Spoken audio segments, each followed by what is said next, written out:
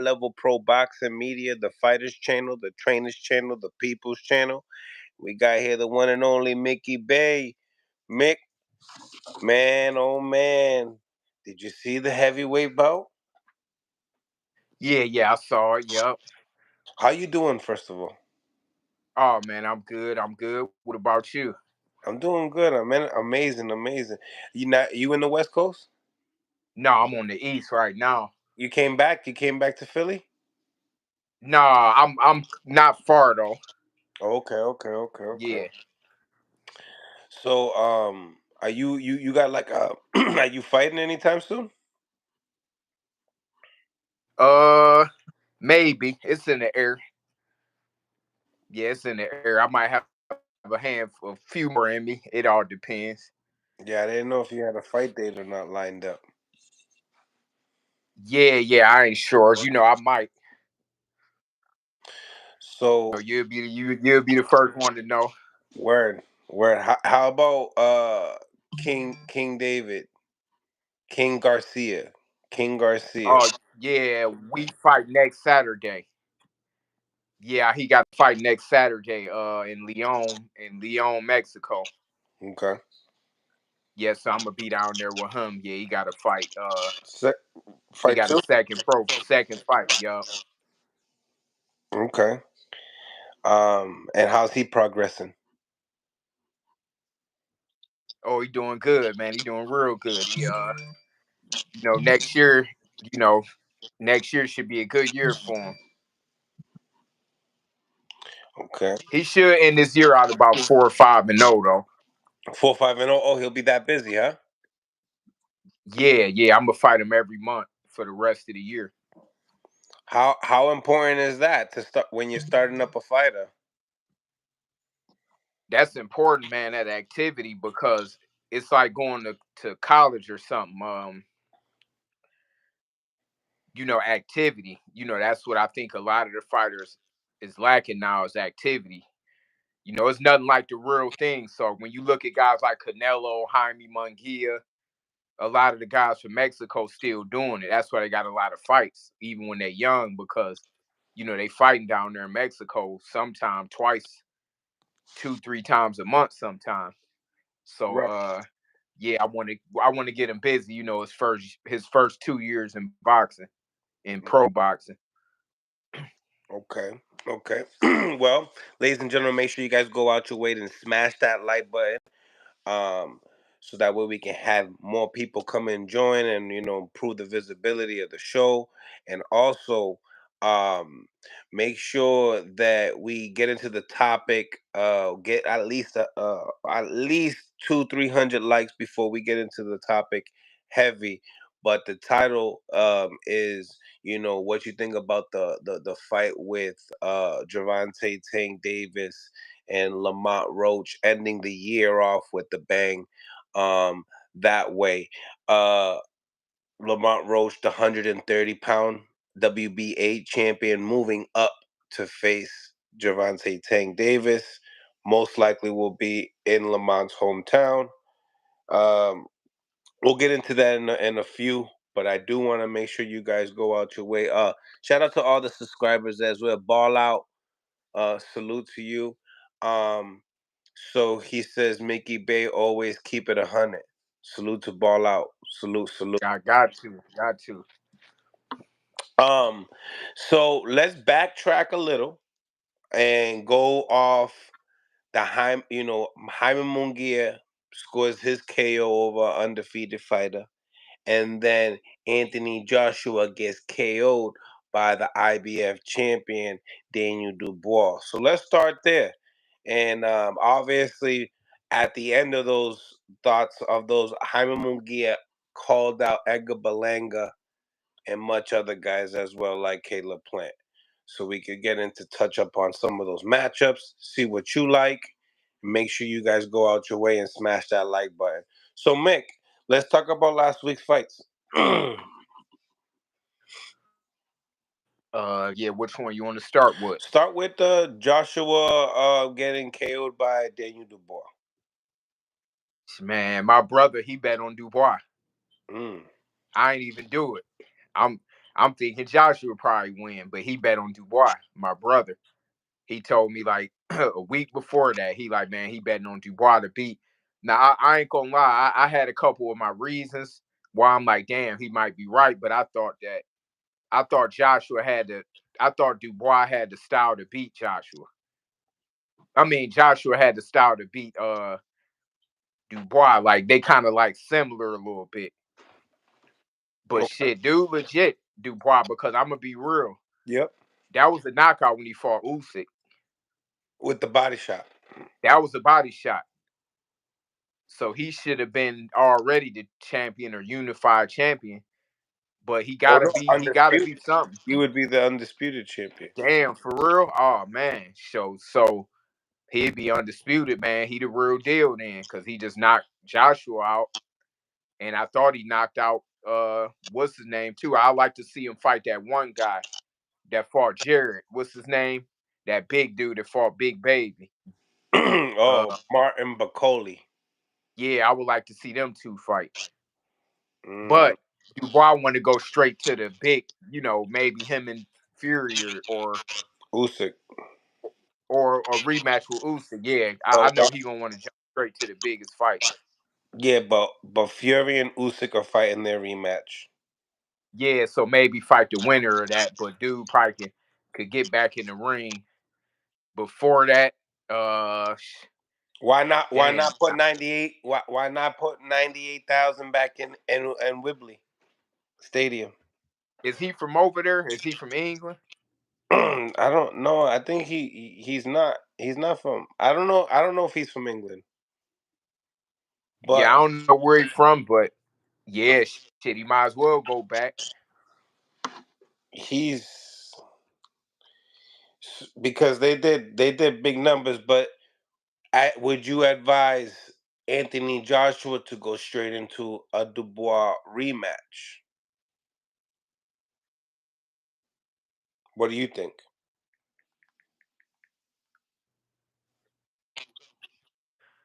It kind of broke up. What you asked me? Like, Would he fight a Joshua rematch? would you advise Joshua about how he lost, the way he lost, and people are also talking about changing of trainers. What Yeah, we got to he go need to. all Yeah, into that. yeah, cause I ain't gonna lie, man. All them switches and trainers is what was skeptical to me, and his choice in trainer was skeptical to me because he went from Robert Garcia to what's his name? What's our guy from Texas name? Derek. Derek James.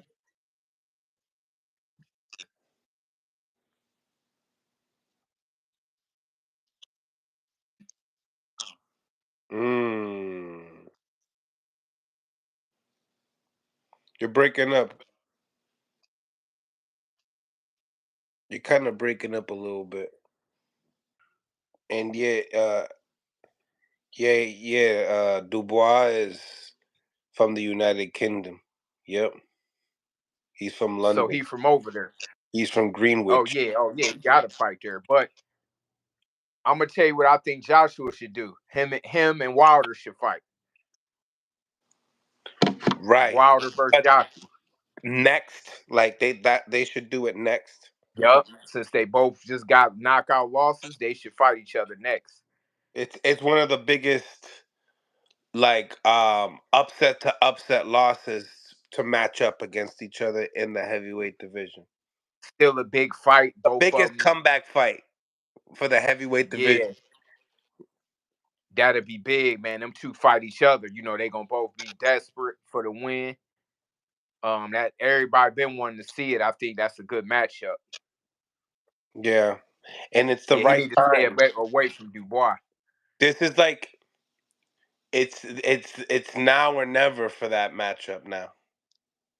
Yeah, it's a good time for it now since Joshua just lost. Go ahead and let them both see who can get back to the mountaintop. Hmm. I can't wait to put that poll up to see what the audience got. All or nothing. It could be like all or nothing, for them to get back to the top. Huge fight though. That's still a big fight everybody want to see. Mm-hmm. Big facts. If you guys like to see that fight, hit that like button. Hit that like button if you want to see the Anthony Joshua and Daniel Dubois fight. Mm. You went black, Mickey. You still there? Yeah, I'm here. Can you hear me? I can hear you, but I can't see you. Can you come out and can you pull out and pull back in? You know what Yeah, I mean? yeah, yeah. Pause. Pause. Do that like you know what I mean when you was doing a little we when you know I'm on the side gig. Smash that like button, ladies and gentlemen. Smash the like button. You know what I mean? Super pause. Absolutely. But smash that like button. Mix back. We back in the building. Definitely want to start a new poll for sure. So hit that like button. Yeah, so we back. So Yep. we back on the Anthony Joshua and Deontay Wilder match. It's the biggest comeback fight in heavyweight history right now for both fighters. The biggest heavyweight comeback fight. The like we can we say that? It's a big fight, man, because the heavyweight division is different because one punch could change the fight almost in all of them fights. So losses by knockout are a little different at that weight, but him and Joshua still would be, it's a 50-50 fight to me still. So Mm. um yeah, I think that's the best fight to make.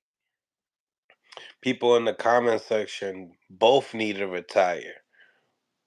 Nah, I mean, if that's the case, then They got more fight to give. yeah, they both, it's heavyweight. That's why, that's the difference with the heavyweight division is, they can put each other out like that. So to me, it's getting a little better finally. The heavyweight division, Hmm. like it used to be back in, back when we was coming up, is more it's getting to be more competition and they fighting each other. So go ahead, let them two fight, and then the winner, move forward and do something else. Get another big fight. Who would you favor in that fight? Probably Wilder, Why? because he can't get out of the way of his right hand. I don't think Joshua can get out of his way of that right hand. You got to be a little crafty to beat Wilder. They both got right hands though, right? Yeah, but you got to be kind of craftier to beat Wilder. You can't just be stiff and right in front of him. And I like Joshua. He still could fight. He got skills, but Joshua, just to me, he don't know his identity. And I think that's why he looking for something. He keeps switching trainers. It's like he looking for a trainer to find who he's supposed to be. But then he making the wrong decisions, in my opinion. Like, my brother picked the winner based on who was training him. He said, "Oh, I think Dubois win," because he looking at, who was in his corner. Mm. And I ain't even bet on it. I'm like, I don't know. I think Joshua gonna win, but shit, he was right. Well, it is what it is. Now, if Daniel Dubois, obviously, he probably want to stay busy. And say if Joshua doesn't get the Dubois fight, and happens to fight Wilder, you know, who should Daniel Dubois fight? Now, if I'm Dubois, I'll fight Joshua in the rematch. If I'm him, because Get it's that a big payday? money fight. You got his number. You just beat him in a devastating fashion. Now, if I'm Joshua, I wouldn't fight Dubois, but on Dubois' side, I would fight Joshua. I get the rematch with him Mm. because it's damn near like you all can't see him losing that fight. I would fight him if I was Dubois, give him the rematch. There's probably no other bit. There's probably no bigger fight for him than that one. Yeah, I would not until the Fury, after the Fury rematch in Usyk, Until that one, yeah. because him.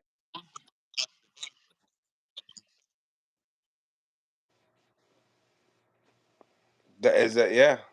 Martin Bacoli.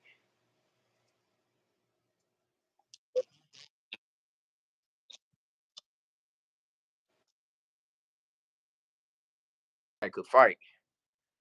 He could fight. Um, do you what else do you who else is in the mix in the heavyweight division that you know when you looked at that the Andy Ruiz and Big Baby Miller fight, like are those guys still like contenders in the Yeah, yeah, yeah. Jared, I will put one of them in with Jared Anderson. mm, who should who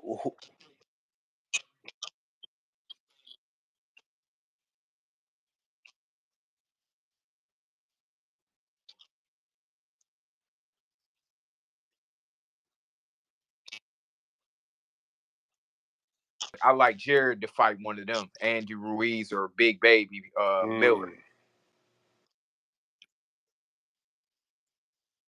Name, that'd be a good fight.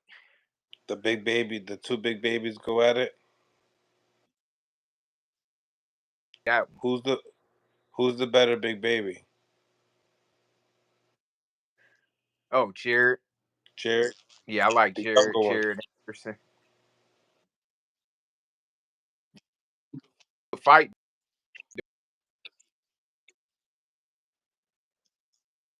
favorite. Mm. And you was speaking upon the heavyweight division. You see that it's lacking names today. It's picking up, man. Thanks to what's his name? Turkey. Turkey, Yeah, he for everybody fight, man. So I think that he picking it.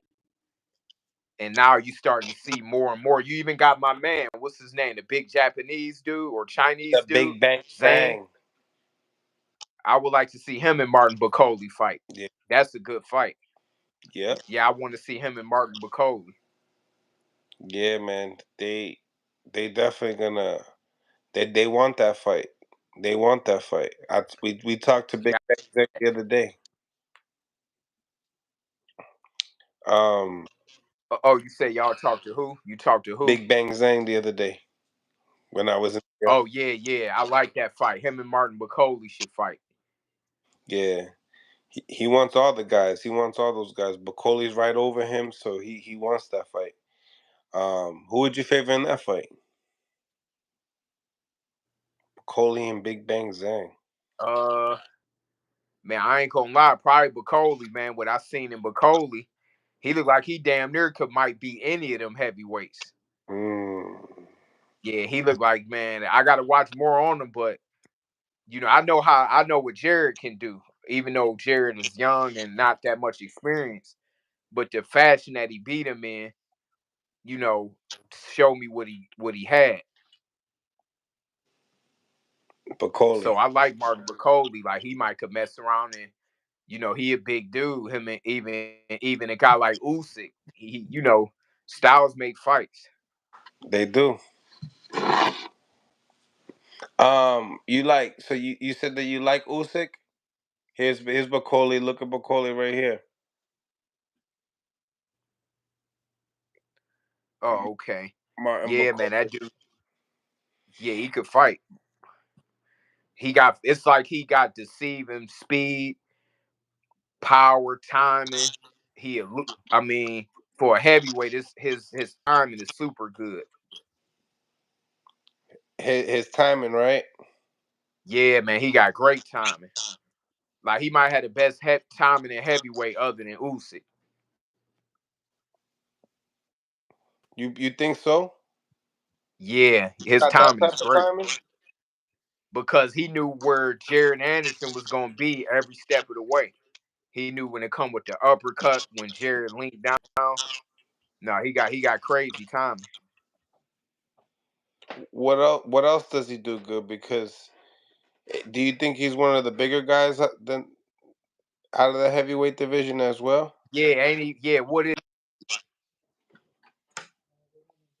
He's Nah, he's huge. He's a huge guy. I'm over here. Trying to, I did a face off with him. He was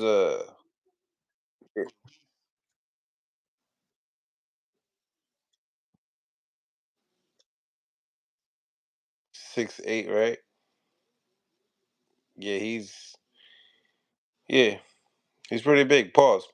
Um, but anyway, going out to you know, more topics here. Jaime Mungia, he goes off of a big KO win and then calls out, Edgar Berlanga, Caleb Plant, all the top guys.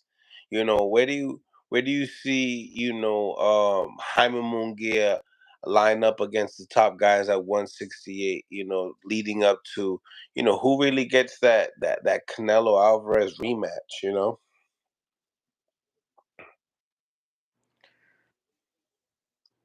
Um, You think they line him up? yeah, I like Do Mungia you think they personally. line him up with Edgar? Yeah, I like that fight. That was what I like. I've been like that fight with him and Edgar. I think that yeah, I think that's a good fight for next year. Mm. Yeah, I like that. Damn, as far as Canelo, man, I gotta really think. Uh, dude then went up. He probably wasn't gonna fight him anyway. The Cube and what's his name? He went up to light heavyweight. David Morrell. Yeah, I don't see. Yeah, man, damn, Canelo kind of running out of opponents. Well, shit, him and Crawford might as well get on. Him and We Crawford. really. So you would like to see Yeah. you would like to see Crawford mix it up with some of these other guys at 68. No, I want to see him with Canelo. Just because Canelo came up from what 54. Mm-hmm. Not I wouldn't care to see him against the other guys, but them like two of the biggest names in the sport. That's a big fight right there. I think that's a blockbuster matchup. Why do you who do you favor Crawford in the fight? Yeah, I favor Crawford. What tell me why you favor Crawford in a Canelo Alvarez fight? Um, the advantages that I give him is his movement and his conditioning. To me, Canelo, as good as a fighter he is, real good fighter. I think that his stamina is like his biggest weakness. Like if he got one, I think it's his stamina. Because when he fight, that's really why. Remember, I was telling you when he fought Mungia, I'm like he wasn't carrying him. He couldn't step on the gas. The same like look when he just fought Edgar, right? Edgar was in there and he couldn't really. He had to keep taking breaks during the fight. Because you got to think Canelo really, as a fighter, he probably in his 40s. Just since if you add up all of the miles, which he's still an excellent fighter, but Crawford got good time and movement and conditioning. So now it's dangerous for sure because Canelo could land that equalizer. The power is in Canelo's advantage, and but I just see him gassing out and Crawford being able to outbox. Mm.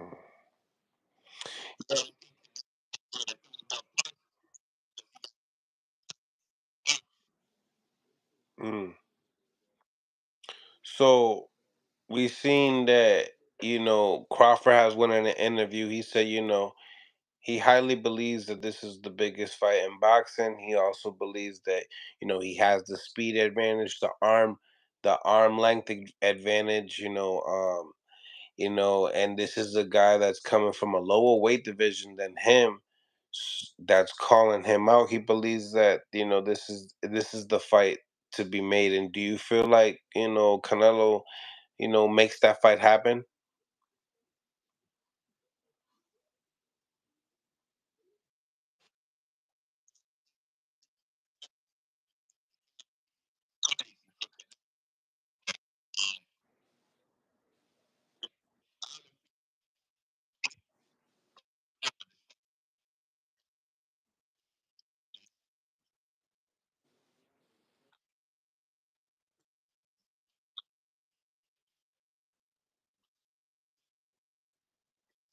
actual matchup would be so huge that the fight be like I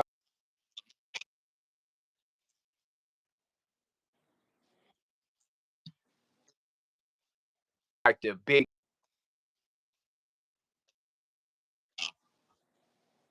Mm. Damn, bigger than Spence and Crawford, huh? Bigger than that.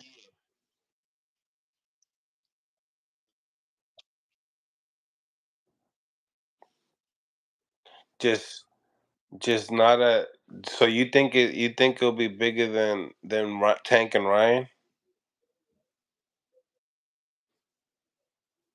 Huh? pound for pound, and Canelo is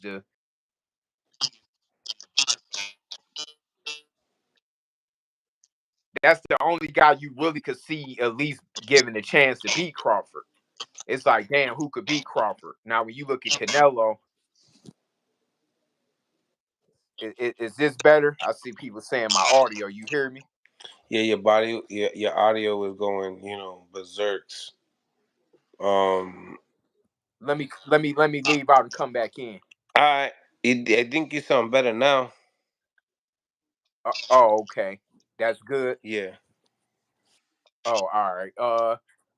Terrence and Canelo predictable. It's like you don't know what's gonna happen. You don't know whether he gonna clip Terrence or is Terrence gonna outbox him.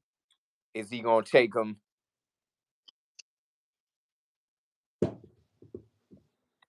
round? Because we know Crawford will pretty much have to beat him by decision.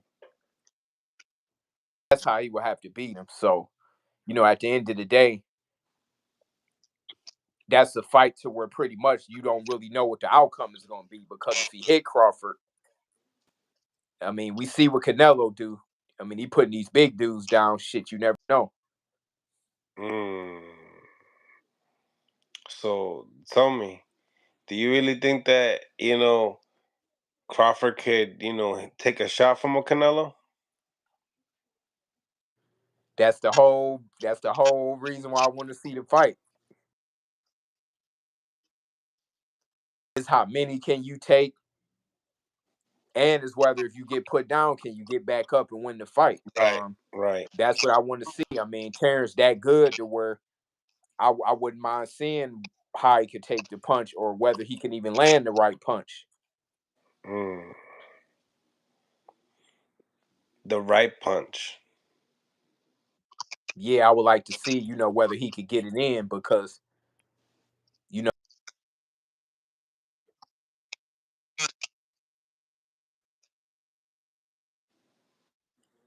to me that's what kind of even the fight out. Now, if that's like a size advantage, even though he was a 68 pounder, but I don't think Canelo was big enough to where Crawford don't got the chance to beat him. Mm. Do you feel like the punching power that at least Crawford has could at least bug Canelo? Oh yeah, because it'd probably be shocking to him, more of a shock, like damn, he hit. And then Terrence is real strong physically too.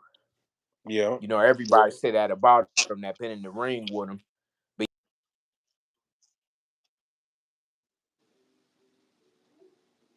Damn. with could get stronger going. I think Terrence will have to come not too heavy though. He probably have to weigh kind of lower in the 60s, so he not too slow because he gonna need the speed. So he probably have to come in like 164 or something like that. 164. Do you believe that it'll be better for him? Wow. Yeah, not too heavy, but not too light either. Mm. I like the fight. You know what I'm saying? I feel like there's people that believe that this is can go either way, and Yeah, I think that's what makes a good fight. Is when you really got two people, two different fan bases that believe that they could win. So I like it. Who do you think? Who? So obviously the favorite is Canelo, or no?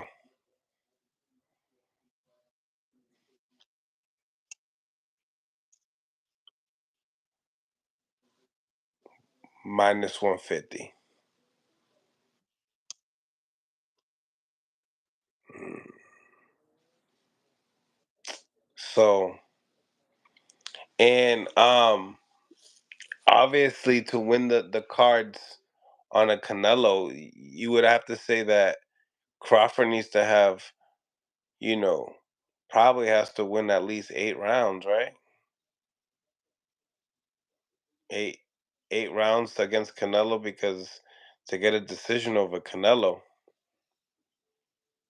What you think?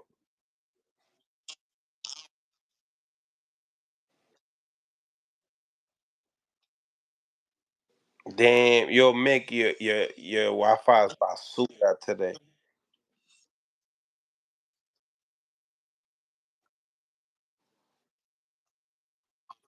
The fight. Yeah,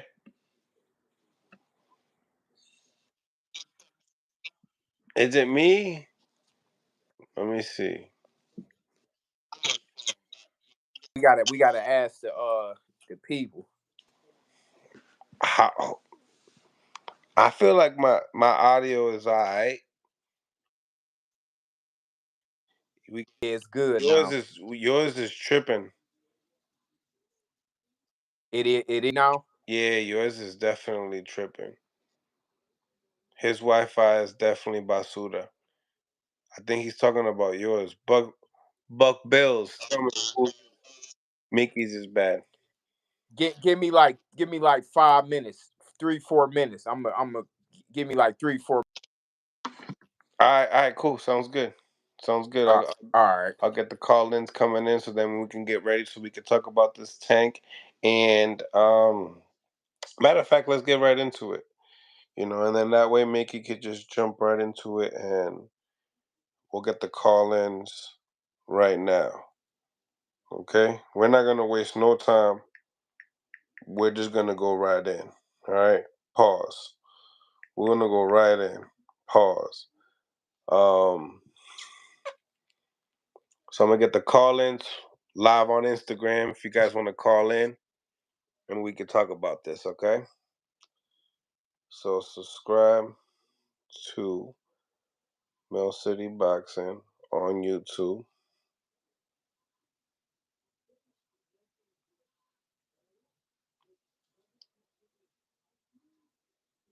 Okay. We back. We'll be having Mickey Bay come and join us. He's about to fix his Wi-Fi. But we here live. Let's chop it up. Um, free panel for everybody. Zay Quinn, matter of fact, what's going on, man? Gonna be fighting on the Boots card. Let's get you on here. Let's get you on here. Cello in the building. What's going on, Cello? We should continue that conversation, Cello.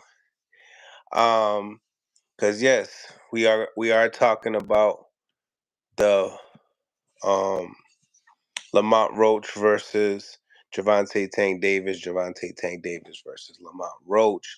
Nilo was going on. Zay Quinn fighting on the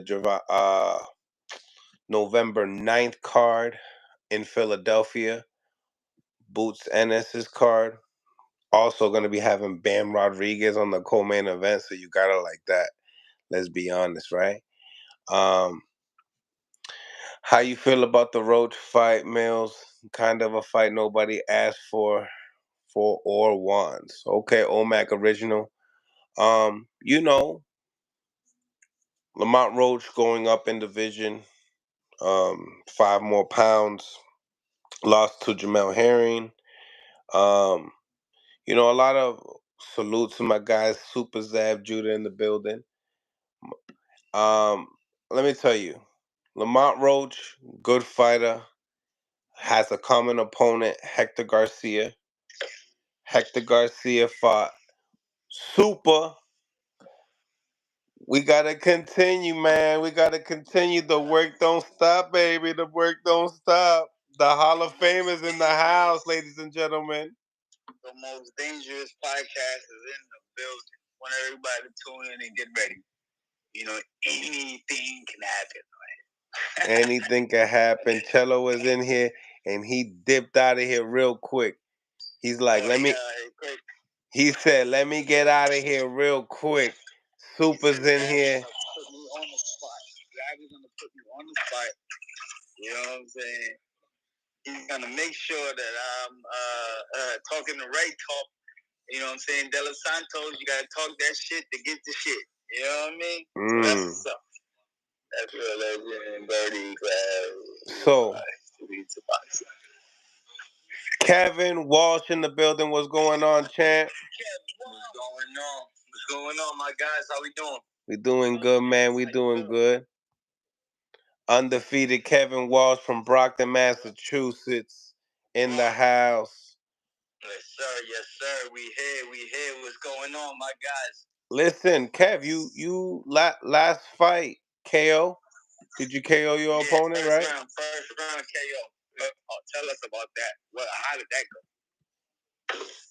So originally I was supposed to fight this man Irving Gonzalez, who we rescheduled to fight November 2nd, but yeah, he had to back out. The KO artist, Sam.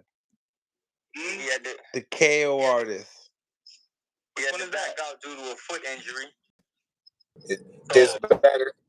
Yep. So, he backed out. We were supposed to fight at 1. Yes.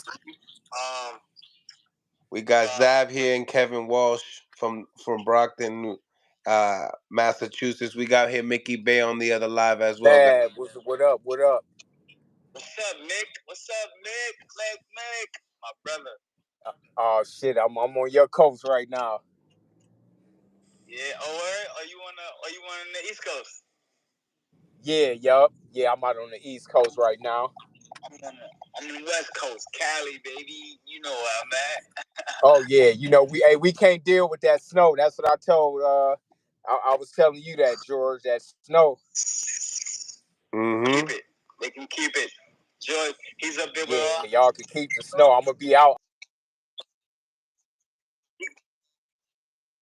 He got his boots and his earmuffs and his coat ready. For real. Mills knows. So Mills knows he's always come to my house for the winter. Hey, you know what I'm saying? Come out to Cali. So so you're gonna reschedule your fight, Kevin, right? That's what you were saying? Yeah, November 2nd it's on and popping for the featherweight New England title. So what's the guy you got? Irving Gonzalez, 16-4. Irving Gonzalez. I'm giving him another chance because he backed out my last fight. So I'm giving him another opportunity to step up and fight and show up this time. I never see people give people opportunity to beat them up. This guy, I like him. Yeah. He's giving somebody opportunity to get beat up. This is your opportunity. This is your day. Sign the contract. I love it. I love it. Yeah. Yeah, I'm not gonna be like, even though I really, to be honest, I really don't feel like he deserved the shot because I heard through the grapevine he wasn't ready. And, I feel like I heard that the foot injury was bullshit. So, to me, I feel like he don't deserve another shot, but it is what it is. I gave him the opportunity. He signed the paperwork, so we're going to get it popping.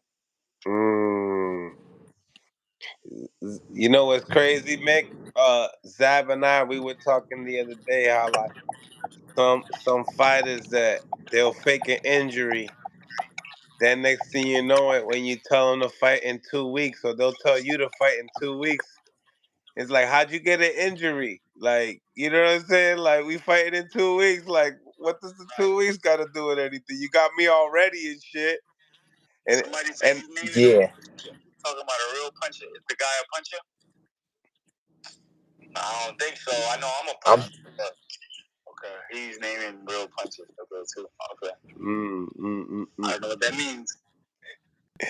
So tell me, we want to talk about what you guys. Oh, we got Bruce Shushu Carrington fighting this week, guys.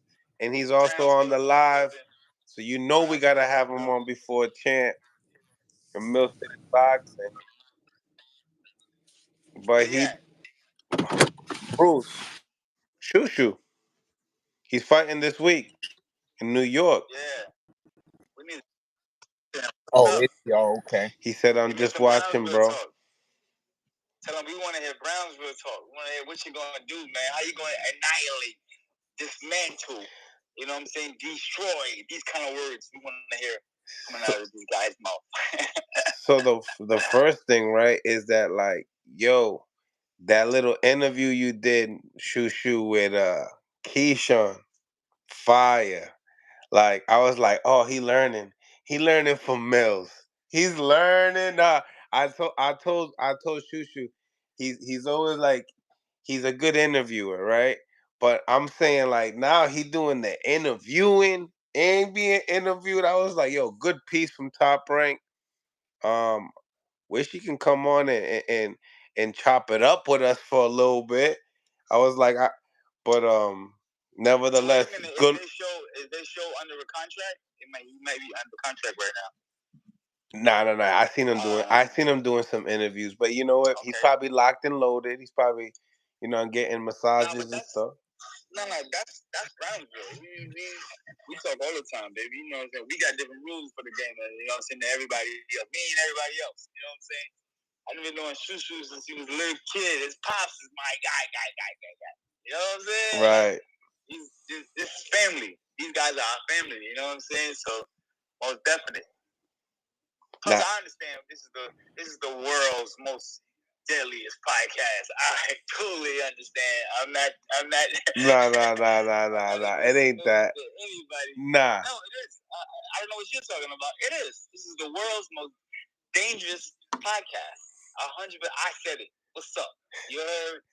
Or maybe Mill City is more politician, cleaned up, polished.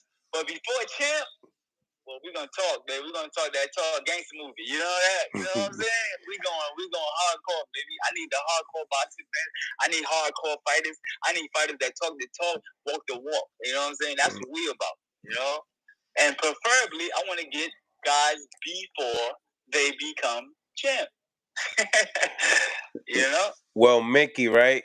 Mickey's on here too, Shushu. So, Mickey Bay, you already know that Shushu's fighting. What's up, champ? Yeah. What he said, thank you, man. I learned a lot from these interviews, man, and I might look into doing a podcast one day. Oh yeah. Yeah. There you go. Mando. You're gonna be good at it too. Mando. From watching your work, you're gonna be good. Yep. Yeah. But yeah, I'm what just can watching. I say? Is it nothing Brownsville can do? God damn, we just Mickey, Shushu said, what's up, Mick? Nah, but Hey, Shushu, it ain't that good, man. Hey, he got a cool ass father, man. His father, a good dude. Big facts. Yeah, he could fight, but yeah, he got some good parents. Yeah, he's a good dude. And his mother. That's right. That's right. Yeah, I met. Right. Beautiful people, great hearts, beautiful people. Yes, and we from the same town, same borough, same side. His pops was an OG outside.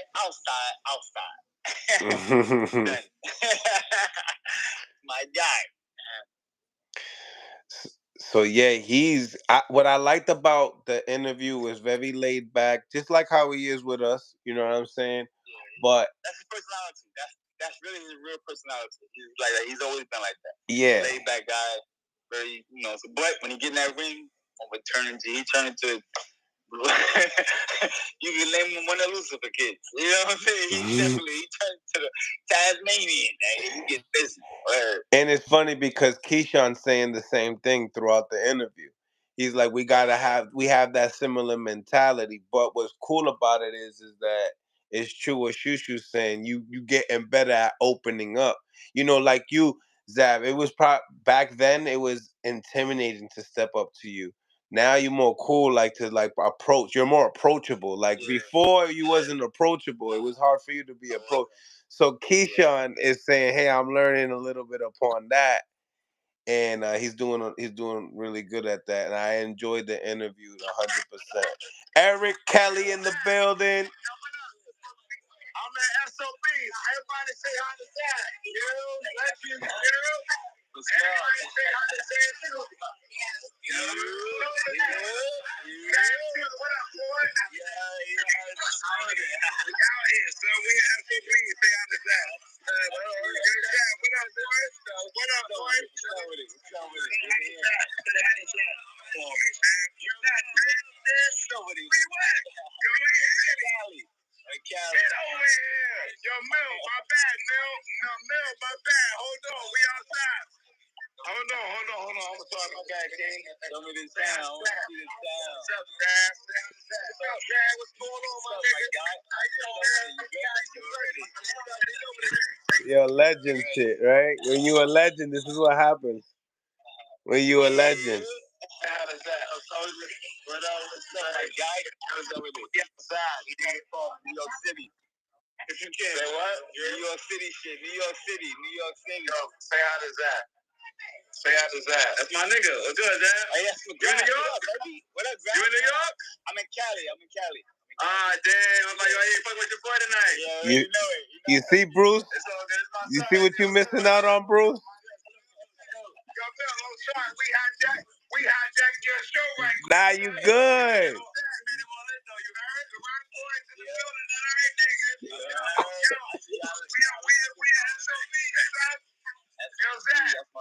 Yeah. We are SOBs, nigga. SOBs. My God, respect, boy. I don't even want to talk boxing tonight. I'm a rapper tonight, nigga. I'm a rapper tonight. Y'all take it light. Be good, bro. Be good, boy. You don't see me, you my brother. God bless you, baby. You know it. Will's got big Brooklyn love, man. They loving you in Brooklyn, man. They loving you in the town.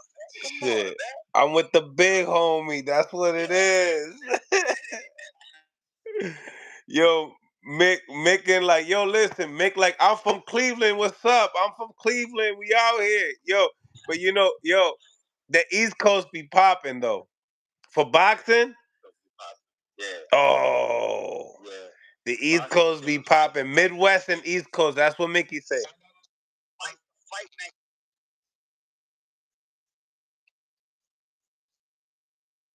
Yep, we do. Yep.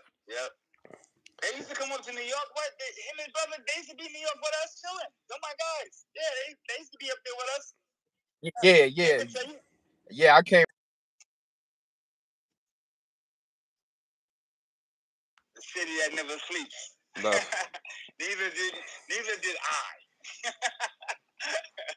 Word, I didn't sleep in New York. And never. I probably get my best sleep, Mills, in California. This is the best sleep the rapper ever got. For real?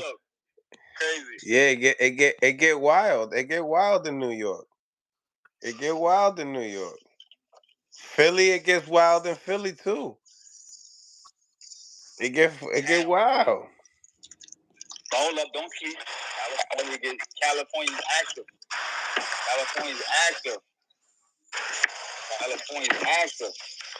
How's Brockton, Kev? Kev, tell them how Brockton is. Brockton's pretty, man. Brockton's good. Is Brockton cold city? No, let's be real. Is Brockton cold yet? That's what I want to know. Is it cold there yet? It is, man. It's getting there for sure. Oh, my God. Absolutely. Weather's changing, man. The fall's here. Facts. Man, me and Mills, man, we have some great sponsors that want to tap in and do some winter events with us. And I'm like, okay, yeah, man. New England's here. Do you know the weather temperature in New England in fucking in December, in November, in January, in February? Yo, it's crazy. It's fucking freezing. Yeah, it's nasty. It's nasty stuff. I'm trying to get out of here. I'm trying to move to Florida someday, bro. For real. Yeah, it's some nasty work around here, you know. I gotta get my boy West LA. We're gonna get over there and kick it with the homies. You know that? Yeah. Gonna definitely get some sponsors to get my ass back out there. Yeah. That Cali's not it. You know what I'm saying? Shoot. You got to tell the sponsors say, my brother Zach loves me, but he's not coming over here, guys. So it's like I gotta go over there. Yeah, I gotta go over there. He's not fucking with this cold shit. I don't blame you, man. I don't blame you, man. Fuck this cold weather. Nah, yeah, cold is not it. Cold is not it. So check it. We talking about what you think. Mickey, you there? Mickey came out. Mickey came. All right. So right, what you think about uh Lamont Roach versus Gervonta Tank Davis?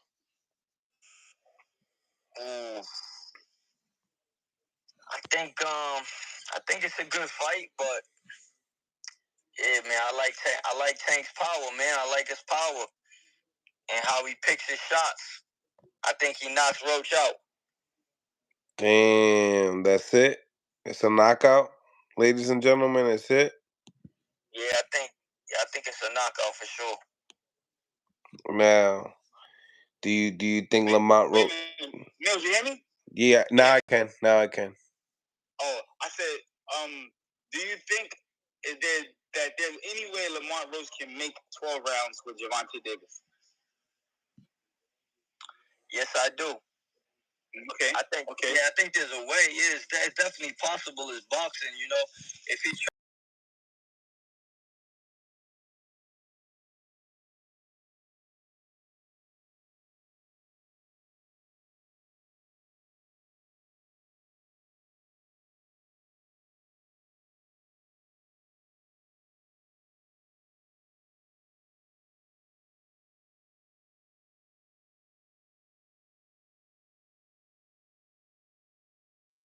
I don't know. I need to find somebody to tell me what does Lamont Roach bring to the ring that would allow us to believe he's going to go 12 rounds with Gervonta Davis. Come on. This is a good question, guys. It's a good fucking question. Show me what attributes.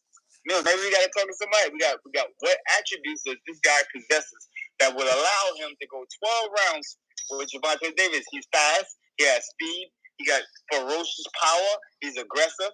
He's mean. I mean, They're familiar with each other in the ring in the amateurs. Okay. Talk to me. These are the things I don't know. Talk to me. They got a similar opponent. You know, they have Who's that? Hector Garcia. Okay, so they both fought Hector Garcia. Who did Hector Garcia the worst? Tank did him dirty. He couldn't even see after he hit him. The other guy did Sam. He went the distance. Okay, we're not gonna stop there. What else they got in common? I mean, yo, shut it down. You know anything about Lamont Roach? Yeah, he was in the amateurs like around the time I was in the amateurs. All right. I ask you the question. Wait, let me ask you the question, Keith.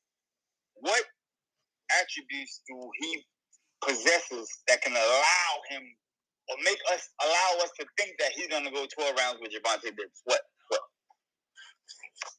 He might be familiar with, like, since they're from the same area, the style of the like the approach. Even though like Tank has grown so much since like the old days, but he's been all right. What's up? Hey. So wait, man, are they both from Philadelphia? Because see, I'm not familiar with Lamont Roach. I'm sorry. DC. He's from the Maryland area. Okay. So Maryland. When I'm asking these questions, I'm just hypothetically speaking to try to get a great understanding. You know what I'm saying? Yeah, like I mean, Lamont Roach has been in the gym with dogs. I know that. You know what I mean? Just being in that area, being around that. You know what I mean? He's been in there with some heavy hitters. I've never seen Lamont Roach hurt. You know, so we can't just assume. He lost to Jamel Herring. Yeah, but I mean, we can't. Yeah, a loss is a loss, but you can't assume that. How did he lose to Jamel? How? Because Jamel's a good puncher. Decision. I think he lost the decision, right? Yep. Decision. Okay. Yeah. Okay. You can't assume that he's gonna. You know what I mean? Because Jamel was able to, outpoint him. Don't mean that he's gonna get knocked out. Right. I don't think that he wins the fight, but it's a possibility he might be able to go 12 rounds if he. I think he's gonna work extremely well. I think he knows what he's up against. For me. Okay, now when we say it's a scale, let's put a scale. 85% chance, 25% chance. I mean, where's the scale at? Is it 50-50? Is it 70-40, 60-30? What? I don't know. If I was betting, I would bet that the fight don't go 12 rounds. But I'm just betting on what I've seen of Gervonta Davis being able to take out high level fighters. You know, despite never been knocked out before. You know what I'm saying? Tank has been known to knock out high level fighters. That's what I'm saying. That's what I'm saying. So if I had to bet, I would bet on the knockout. Okay. You know what I'm saying? Like I would bet if I was to bet on it. I'm not saying it can't happen. That he can't go 12. But if I was to bet on it, but you know, like. It's funny, you know, when you fight in the biggest fight of your life, and you know the power is there. You feel me? Just like you seen with Belanga, he was able to go 12 rounds. You know what I mean? Because he was psyched himself to the point where he gonna survive. You know, and he's gonna be very prideful. It's gonna be in his area. He's not gonna want to go out like that like everybody else. So there's a possibility that he wills himself to 12 rounds. Okay. Hey, I'm with it. I mean, I'm just not hip to Lamont Roach right now that I know of, I think of. But yeah, I mean, listen, I know he has to be some type of dog because his name is in the hat to fight Gervonta Davis. And they're just not gonna fight anybody. You know what I'm saying? So I know, he has to have some type of greatness about him. You know what I mean? So I like it. I like it. I like it. So you don't believe that he's not gonna go the distance. Do you feel like it's a cherry pick, Kyron Davis? What you think? I don't think it's a cherry pick. I don't think it's a cherry pick because it's not really. It's like this. It's a weird landscape right now. You got Shakur. He hurt his hand and he was already going to fight somebody else. Yep. You got Devin who hasn't made his comeback yet. You got Teofimo who's looking like he's chasing Terrence Crawford. Dos Santos. Dos Santos is a good fight, but you know what I mean. I think that's probably the only other guy that I can think of that would be somebody who can get in there. And I don't know that situation. I don't know. Dos Santos is EPBC. He PBC and Cello was on here earlier. You know what I mean? He's on here right now too, and he got offered the fight. Okay, so maybe he went a different direction. Shout out to my guy Sam Watson. Sam Watson, he just left the cigar bar. We were kicking it. Big shout out to Sam. Oh yeah, shout out Sam. So Sam, what's up? They got a lot of coming up. Me and Sam go down. We talk for like 2 hours and some good stuff. So yeah. So you like that fight? You like that fight for Tank? You like that fight for De La Santos? I think it's a good filler fight. It's not the fight that we want, but it's good to see him active. Is there any danger? Is there any danger that we have to worry about that Gervonta is going to be in? I mean, any fight that you get in, is danger. What's a bigger fight? What's a more dangerous fight for Tank? Lamont Roach or Edwin De Los Santos? Ooh, should that be the poll? De Los Santos is a bigger puncher. So definitely De Los Santos. I love the De Los Santos fight because you know what I'm saying. I think it goes in there and it gives. Like for me, when I was fighting, when I got challenges, like real challenges, I stepped up. That made me go crazy. Like what? Y'all playing with me? Y'all that homie game? Watch this. I'm smoking. You know what I'm saying? So I think that somebody like this kind of guy that gives Tank like a word. I'm gonna train for this guy. Like fights like that, I think that they're gonna be astronomical when those fights happen. I like it. I like it. Is the boy moving, Mills? Is the message board moving? Because I don't see nothing. It ain't moving. Yeah. Okay. I can't see the comments. I can see it. I didn't like that couple days. What with the comments? Yeah, my shit don't move. It just sit right there. I still see West LA laughing. He laughing. It's not like that. So, I see Jamil. What's going on, Jamil? So what do you think about as far as the Devin Haney fight? Look at Senior. That's Harrington. That's Harrington. That's Jamil Harrington. Jamel Harrington. What do you mean? What about? You just said you see Jamel. You see Jamel on the live. Jamel. YSM. Oh, I think you said Jamel Harrington. I thought that was Harrington, the guy fought. I was gonna say bring him up, so let's talk and see what was the situation. No, I know. That was Jamel Harrington. No, I seen Kid Austin's dad, and then I see Brian Norman's senior. All right, yeah, forget it. Continue. I'm sorry. No, we good. Nah, I mean, I like this. I like what we doing here. K9, what's going on? K9 boxing in the building. What's going on? K9 Bundreds, my bro. Man, we definitely need a Haney announcement soon. It's coming. Hey, we definitely need a Haney announcement real soon. It's coming. Karan, we ain't got no news yet. Not yet. We can be back by the end of the year, December possibly. So we just waiting.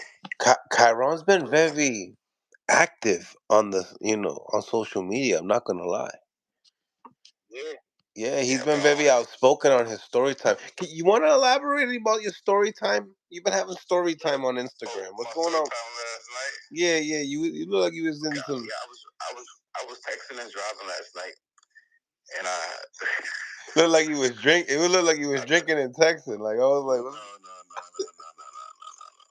But I just in a mood. You know what I mean? Like I was just in a little mood. I'm gonna be in the gym tomorrow. I'm kind of like I was kind of in a mood. I had sport last Friday, and I be forgetting how good I am. You know what I mean? Like I be forgetting how I like how I put somebody in their place real fast. Like you know what I mean? No matter the style. So I was kind of like in my zone. I was just thinking like, oh, why nobody trying to fight? I got trying to figure out like why we got guys in this game and they want to be fighters, but they don't want to fight. You know, they trying to like milk their way to position, and it was a little frustration. So I just let that out. Why you don't try this? For some of the guys that's in your weight class, that's like champions and guys like that. Everybody number is public. Everybody has everybody number. I mean, what I would do is try to contact some of your friends like, yo, let's just say we just hypothetically speaking. Yo, who got Floyd number? I need Floyd number. I need to call Floyd, and I will call Floyd. Yo, Floyd, what's up? You know what I'm saying? I mean, have you ever took that approach, being that so many guys are just staying away from you and No, I never took that approach. I've always let my team handle it. I always been like professional like that. You feel me? Right. Like I always let my team handle it. I always stayed the fighter. So in my career, I found frustration a little bit because I found that my team wasn't acting fast enough like I could. Yeah. I found that I was able to make deals happen faster because you're the fighter. So when you go to another fight, you tell a nigga like, yo, what's up? What we waiting for? How much time you got, my man? Like, we trying to fight at 40 right now, or we gonna fight now? Nigga, what you want to do? You know how we gonna do? We gonna save this for exhibition after I retire, or we gonna do this shit now? You know what I'm saying? I mean, like, you gotta just, be into these guys and get in their mindset to let them know, like, yo, bro, I'm here to fight. I'm here to win.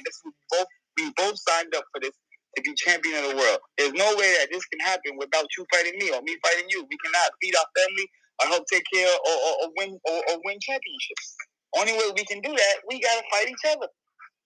You know what I'm saying? So I feel like when you reason with guys like that, like I did that one time with a fighter. I ain't gonna say his name. I don't put him out there. But I did that with a fighter, and the fight happened, and I took the title.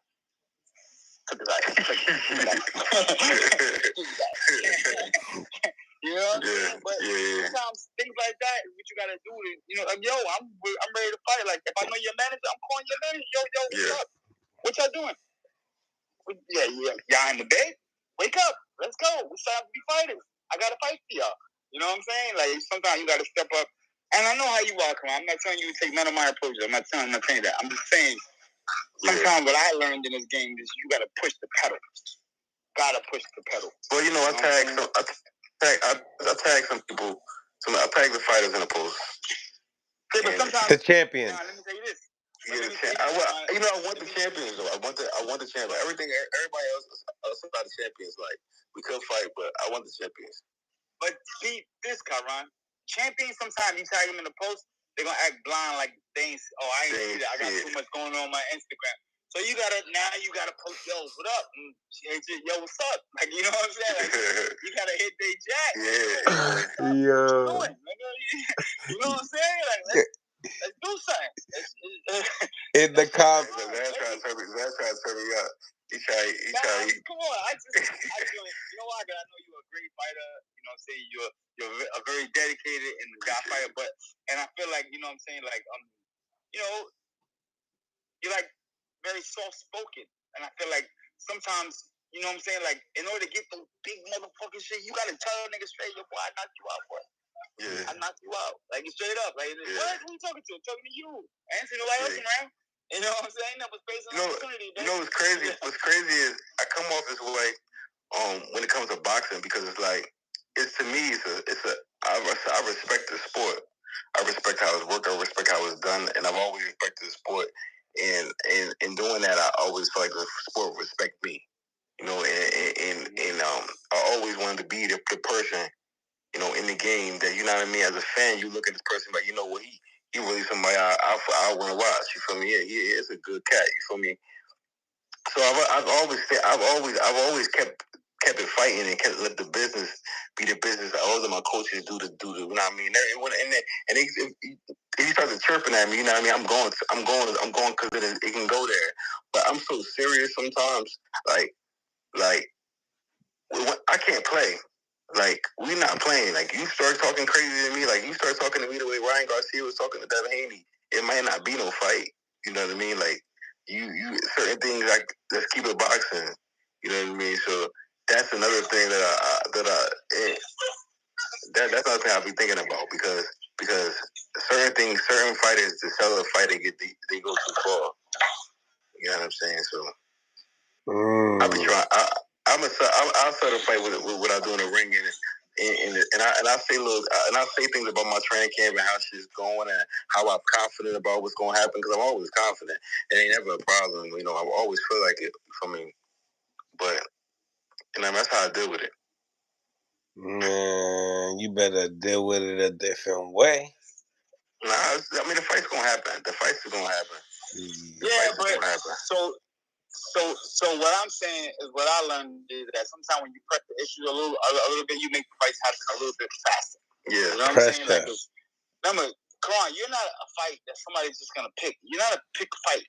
Nobody's gonna just pick you like, oh, let me fight you. Come on, fight. No, unless you in the way, you know, number one, all that, or you causing trouble to people in their way of making their thing, or call them out and embarrass. Sometimes you don't give fights where you just give fighters regular conversation. You gotta embarrass them. You gotta put them on the spot. Like, yo, bro, you alright, you got the title, but you ain't it.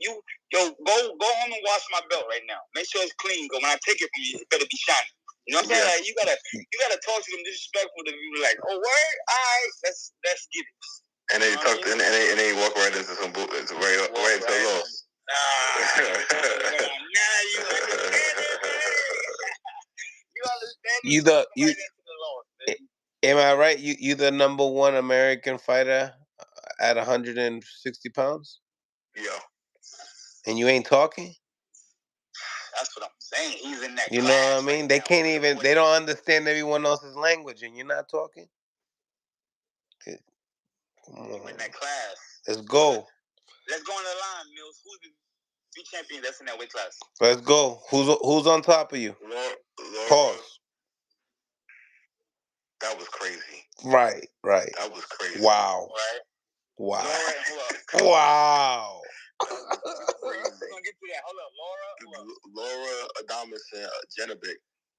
Okay. Yeah. So would you like the Laura fight? I would love to. Tell us, what did you think about the Danny Garcia and Laura fight? I think it was two older guys in there. Like, it looked like sparring. It looked like sparring. But I told y'all before, like, I think Danny just kind of, like, mentally kind of like not in it like he used to be. And, you know, Laura's gonna fight like how Laura's gonna fight. You know, if you allow Laura to do that, He gonna do that all night. Now, when you say older, you talking about like 40s or 60s? Which kind of Laura? I think Laura 41. Okay. But no, but I mean, looking wise, what do they look like? 60-year-olds? No, but they look like mature fighters. You know, they look like they was very calculated. It didn't look. The fight looked dry. The fight didn't look like it was any passion in the fight. It was like two guys that was just trying to test and see, you know, where they was at with the other fighter. You know, it wasn't a lot of passion in any of the rounds. Then he didn't push it to like he was getting hit, but he was pushing himself to like open up opportunities. He wanted it to come right to him. And you know, when you fight a guy like Laura, he's not going to just let you. Like even with his age, he slowed down some. He's very crafty. He's very crafty, but he's not going to let you. So you got to pose the fight to him, or you got to do things that confuse him. You can't just think that you just gonna walk around the ring and you're gonna be able to score points on him. You know. So how would you do with Laura? How would I do it? I sparred Laura years ago. I would do very different. The fight would look 100% different. If I fought him, it would be a different kind of intensity. It would definitely be a more exciting fight, and it would be more punches thrown. Okay. Knockout? I think I could knock Laura out. I think his legs is not there no more. He doesn't move like he used to. I think that's the type of fight that I would have to fight. It would showcase a little bit different side of me. That will produce a knockout. This is a fight that's doable, and a fight. Yeah, I mean it's 100% doable. I mean it's 100% doable. Over here before champion Mill City Boxing, we're gonna make sure we're gonna push the envelope. We're gonna push the envelope. I think that fight is 100% doable. The Logic Garcia, the guy that I just beat, they was lining that fight up. You can tell the way they was marketing it, the way they was talking about it. That was the next fight. So wait a minute. And then I beat him, and now we acting like that's not there. Oh, you know? How do you feel about that? Pop your collar, baby. Pop your collar, baby. How you feel about that? And I know I messed up the plans, and I probably messed up a little their plans a little bit, but you know, rightfully so. I want that shot, and if we can't go the WBA route, I'm cool taking the IBF route or the WBC route. Now, what do you mean by when you say you messed up their plans? What do you mean by that? Well, because that fight was, I think that was the next fight for them. I think Elijah Garcia and Laura was supposed to be the fight that they was trying to elevate Garcia into, you know, fighting a guy like Laura, and let his youth take over and win that fight, and then now he's the new face of the middleweight division. But isn't that only fair that you was the guy that beat the other guy, that now you should be in line to get Laura? Well, absolutely. I think that's how it should be. I beat the number one guy. I should be number one. You know, I think that's only logical. Beat the number one guy, he should be number one. You know, it should be nobody in front of me. But you know, the rankings work a little bit differently, and you know, they do different things. A lot of politics in it, but which ranking association is this? I mean, that's WBA. WBA in the IBF or just one? So I'm ranked in all, but this was W. He was number one WBA. WBA, okay. Yeah, WBA is pretty fast. Paco won us. Yeah. No. I know the WBA. They cool. I'm saying just in the game period, there's always politics. Cause I'm gonna make a call for you. I'm like, yo, bro, what's up? Yeah, make that phone call. Make that phone call. Andy Laura, what's up? That's a good match. Let's make it happen. Push the envelope. I like that. That's definitely a good fight. Definitely a good fight. So now, what you think about Boots fight in that rematch with Karen and Ben Rodriguez on the undercard? Undercard looked pretty good. I hate what they making him do. Huh? You know what I mean? I hate what they making him do. I hate that they making him fight him again. I hate him. I think there should be some type of rule against mandatories being a rematch. Especially when the rematch was like that. I know he's a mandatory and he deserves it because he did what he had to do to get right back into position. But he beat Karen so easily. I don't want to see that fight again. But you're forcing him to fight or lose his title, and that's the first title he ever got. You don't want to lose the first title you ever got because you vacated it. That's his baby. Right. That's his baby. You know what I mean? He's not going to want to just throw his title. He'll be like, yo, wait, he's moving 154. That's his first title. You know what I mean? That's the bread and butter to move from up the scale, up the ladder easier. Exactly. And it puts him in position to be able to you know what I mean, to talk more shit. You know what I mean? He's IBF champion of the world. I don't think that's fair that they let this do. Because I just hope that he stays focused. That's bro. I hope he stay focused. You know what I mean? Because I know he got to be disappointed. The fact that he gotta beat this guy up again. And the fight was easy. Where's the fight gonna be held at? It's in Philly. Also, he get to bring him home. Yeah, but he did last fight. But now he's making it work so hard because you got to put the seats in there. But it's hard to put seats in the now, that's why I wanted. I see we have Brian Norman Sr. on here as well. He had a lot to say about Eddie Hearn after with the Joshua fight too. You know what I'm saying? Like, for an extra 500,000, we could have had Brian Norman over there. You feel me? We could have had him over there. Then we would have been hyped for that card. He's still on, bro. Let's see if he could chime in with us. You always want to come up. That's my guy, man. My guy. I love him. I mean, that would have been, you know what I'm saying? But what you think? Do you think he's gonna do a better job this time? Do you think he can get him out of there? Do you can touch him up a little bit more? I think that Karen I would think that Karen got to be more brief. Like, you know what I mean? Like, he been in there, he takes his power. I think he should be fighting a little more brave. He used every edge of that ring. I was asking to fight. He used every edge of that ring. So, I hope that he comes to fight, make it a better fight. He's already a little familiar with him. So, but I can't, there's no way he wins. There's nothing that he can win the fight, but I hope he makes it interesting. Yeah. I'm actually happy that Bam Rodriguez is on the card. I like Bam. Well, he's always fun to watch. Yeah, he's nice. He's nice to watch. He's savvy. Got a good puncher. I like him. For real. Ray Savage is on the card as well. Is he? I didn't know that. Yeah. Quinn Moses is on the card. Yeah. There probably a lot of one-side matchups on the card. I like the flyer. I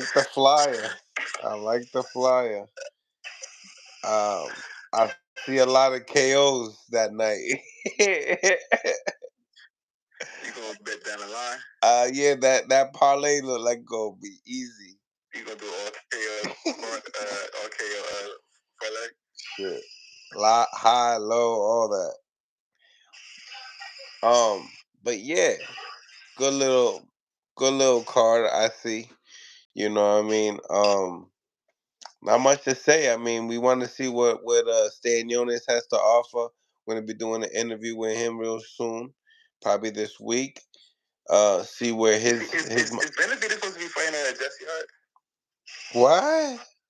I heard that. If Jesse would be doing interviews right now. Nah, but I heard that done. That must not be done, but I heard that. I just heard that. Somebody just. Nah, if Jesse get that fight, Jesse going straight to camp. He's going straight to training camp. I know him. Yeah. He might be already in camp. Jesse Hart. Jesse got that fight. He's definitely going to training camp. But I've heard that. I heard that they might be. That might be a thing. But that's a tough fight, though. That's a very tough fight for him. Well, no. That's a tough fight. Yo, how do you see you sparred Jesse? I'm sure. Yeah, I'm especially coming up. Yeah. So yeah, Jesse. I called a couple of his fights too as well. He's 30, but Benavidez, I don't know. That's a step up for Jesse. You know what I'm saying? Being that on his resume, this is probably the biggest step up he's ever took, because he's never fought anybody like a David Benavidez on his record. You know what I mean? Like nowhere even close. So I think that, you know what I'm saying, it's definitely a step up. You know what I'm saying? He's a Philly boy. He go hard. And you know what I'm saying? But David is a fucking monster, bro. That's my brother. He's crazy. He get busy.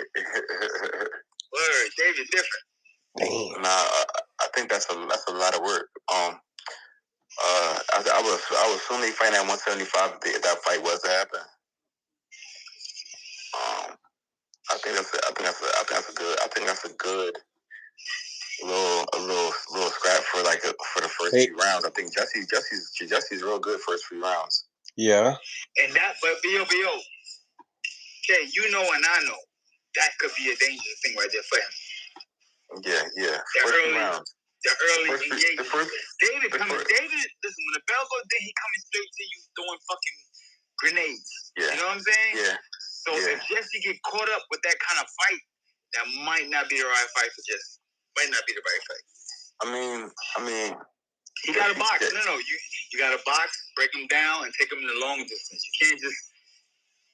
Trust me, early, David is a monster early, bro. He gonna try to get you out of there within 3 rounds. I know, we know what David gonna do. You know, David fights the same way every fight. I gotta think about that. Like, strategy wise, how would he want to approach you? Do you want to go in there and just start giving up ground as soon as he get in there? I don't know. I think he want to try to keep the fight in this middle of the ring and throw hard shots to earn respect really early.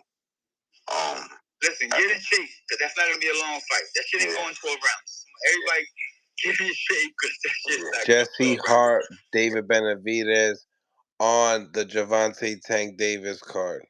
Yeah, wow. Yeah, so I'm saying congratulations to Jesse Hart too, man, for that. Don't congratulate. I told you I'm giving you information, but I don't know if it's 100%. It doesn't say congratulations. That's close. Yeah, you said congratulations mad early, Zab. Is it true that fight is happening? This is new to me. This is all new to me right here. Are you on the computer? Are you on the computer? You see me? I'm over here to do a research now. I'm just like, what the hell's going on? How did I miss that? Who the hell? I've seen that's a rumor. That's a rumor. That's a PBC rumor. That's on that side. You know what I'm saying? My brother. And I would tell Jesse Hart, congratulations, but get ready. He's been wanting a big fight. I've been trying to put senior Brian Norman Sr. on here. So let me start the live all over so he can come on. Make sure you guys jump back on. Be right back, guys. You're the world's most jump right back on. Podcast. We're back on. This is about to get heated.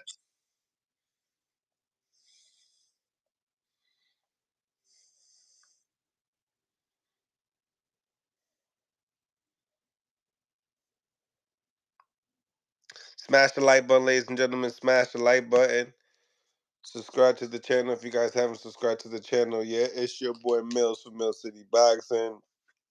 About to light up the panel up again, alright? Brand new panel. Subscribe to Before Champ.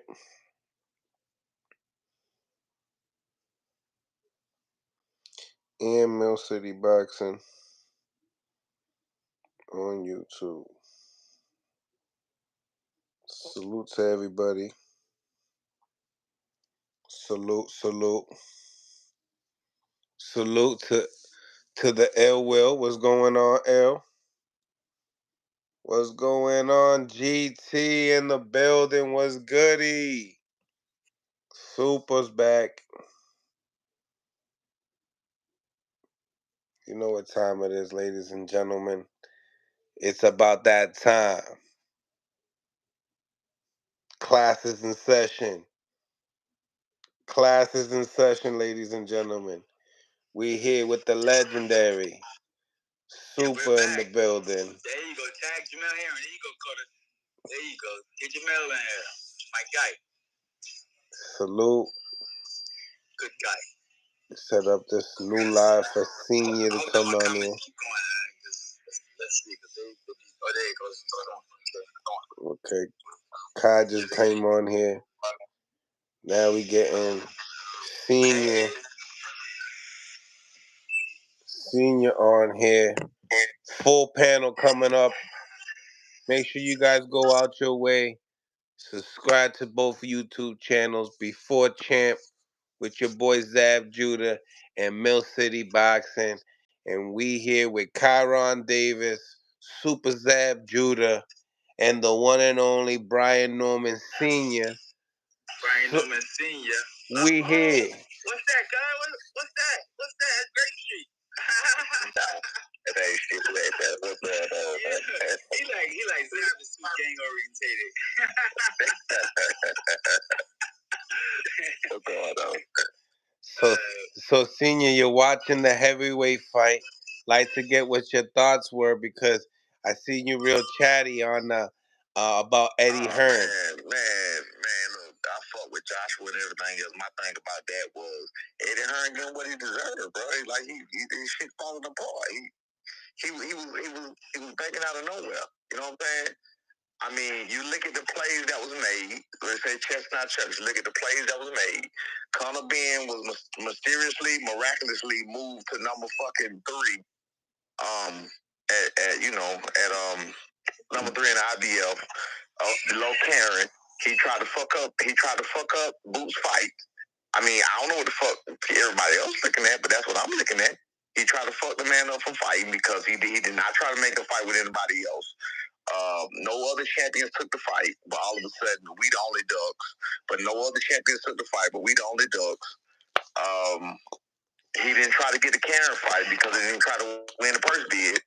So it looks to me he went to Charles Conwell, lowballed the shit out of him with $300,000. So I'm looking at it like, well, damn, you could have offered the man something. You know, I mean, he had Philadelphia. Charles Conwell got a decent name. He got a good name. He had 154. That's a hell of a test at 154. Why wouldn't you offer that man more money? You know what I'm saying? It just didn't make sense. And even with offering him that little $300,000, he could have, when he said it was low, he could have negotiated and tried to work something out. I mean, I don't understand. The seats was the bus was gonna get put in the seats anyway. If they got put in the seats with Avenesian, they were absolutely gonna get put in the seats with Charles Conwell, man. So bottom line was he wasn't trying to make no fucking fights, man. And I honestly believe just he didn't have no fucking choice. I think that Boots and Bowley probably pressed him like, what the fuck are we doing? And he didn't play ball and move up to 154 like I think that Eddie Hearn wanted him to, and he had to make a fight. So he overpaid Karen to come back to Philly. That's what I'm looking at. It's not even hard. My boy Jarhead 215 said he tried to make the fight with your son, but you guys ducked. I don't want to hear that lame ass shit. I don't care about it. I don't care about what they're saying. How are we the only ones that ducked? Everybody else said he was low ball offers. Nobody else took off. Nobody else even considered it. We were the only one trying to. We gave a number. We gave a number that you could reach or not reach. He chose to not reach it. That's not our fault. We gave the number early. I even like Bosley talking about text messages. I kept texting Bosley each step of the way. Now all of a sudden, after it's over, Boots is gonna take a pay cut. That's bullshit. I even said all of that. I suggested all of that before everything went down. Like these niggas, I hate to say it, but these niggas, even Bosley right now, these niggas is fake as hell, bro. They're real talk. I'm just keeping it real. I was real from the very start. I ain't lie about shit. I ain't hide shit. Everything I said stayed the same.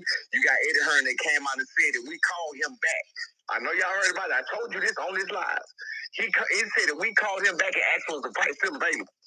The man is a piece of shit. He's a piece of shit. You never heard me on here telling him, yeah, man, we changed our mind. We want to fight. Fuck him.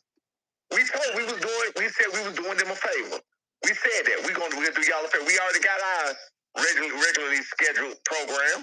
We can stick to our program, or we can cross the street and we can fuck with your program. You got to pay us to come fuck with your program. You don't want to pay the fuck with our program? We go back to our program. It's simple as that. I'm not worried about what people talking about ducking and that. They don't. That shit. They don't rule nothing. I don't even know these people. They don't know me.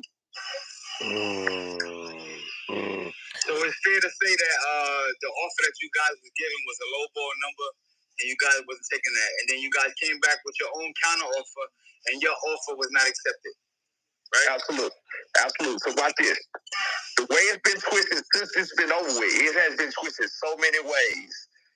Everybody's saying, "Oh, Norman made his son Norman Senior made his turn down millions." When the fuck was the first million? That's what y'all missing. There was no first million, assholes. There was no first million. So what the fuck are these millions that we turned down? There was no first million. Period. I thought there was an offer of like 1.2 or something like that. Well, you guys. No. And remember when I told you my son would have took 810 home? 810. I said I wanted my son to at least walk around with what you just said. That's what I said. That was the end. That was me bringing it down. So instead of bringing it up, yes. Right. Yes, that's what we said initially. But Ennis didn't even try to get us to at least one. So I'm looking at it like, we started up here. We moved it down. You got Eddie saying, yeah, he said we're closer. Now he said we're miles away. When the fuck did I say it? When was he saying these things that you said? I said it. You know what I mean? Like I said, since he got this big ass microphone, the people right here on this level, people on this channel, y'all heard me say everything I had to say. Y'all know who tells the truth, who tells a lie. The ones who don't was the ones who was mad that we even said we would fight the motherfucker. That's how I look at it. And to be real with you, I seen 1 point. They said 1.7 or something. They said they offer 1.7. Yeah, I said they said 1.5. I'm the one said they offer 1.7. Then you got people saying, 1.75. He offered millions. He offered 4.2. I done heard numbers all over the place. The bottom line is, my son would have seen $810,000 before. People getting that mixed up. It's not after taxes, before taxes. People getting that part mixed up too. We're not talking about that though. We're not even discussing that part no more. I'm just letting you know we at good faith effort. It was simple as this. We wanted to fight. We were trying to make the fight. Everything was sensible. There's a whole bunch of beef, all because I said we could fight them. And as I'm studying Boots, while I'm really believing it's going on, I started noticing some shit. And I started noticing the smoke in the mirrors. And I was like, wait a minute. And again, never not once have I said he's not good. I gave him plenty of props, gave him all the props.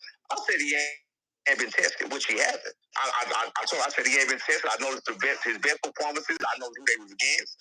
I know what they was. And people got mad at me for saying that. Well, I'm looking at it like, shit, if you mad at me for saying that, you was already mad because I said we would fight him in the first place. Motherfuckers was all in my DMs. I told y'all.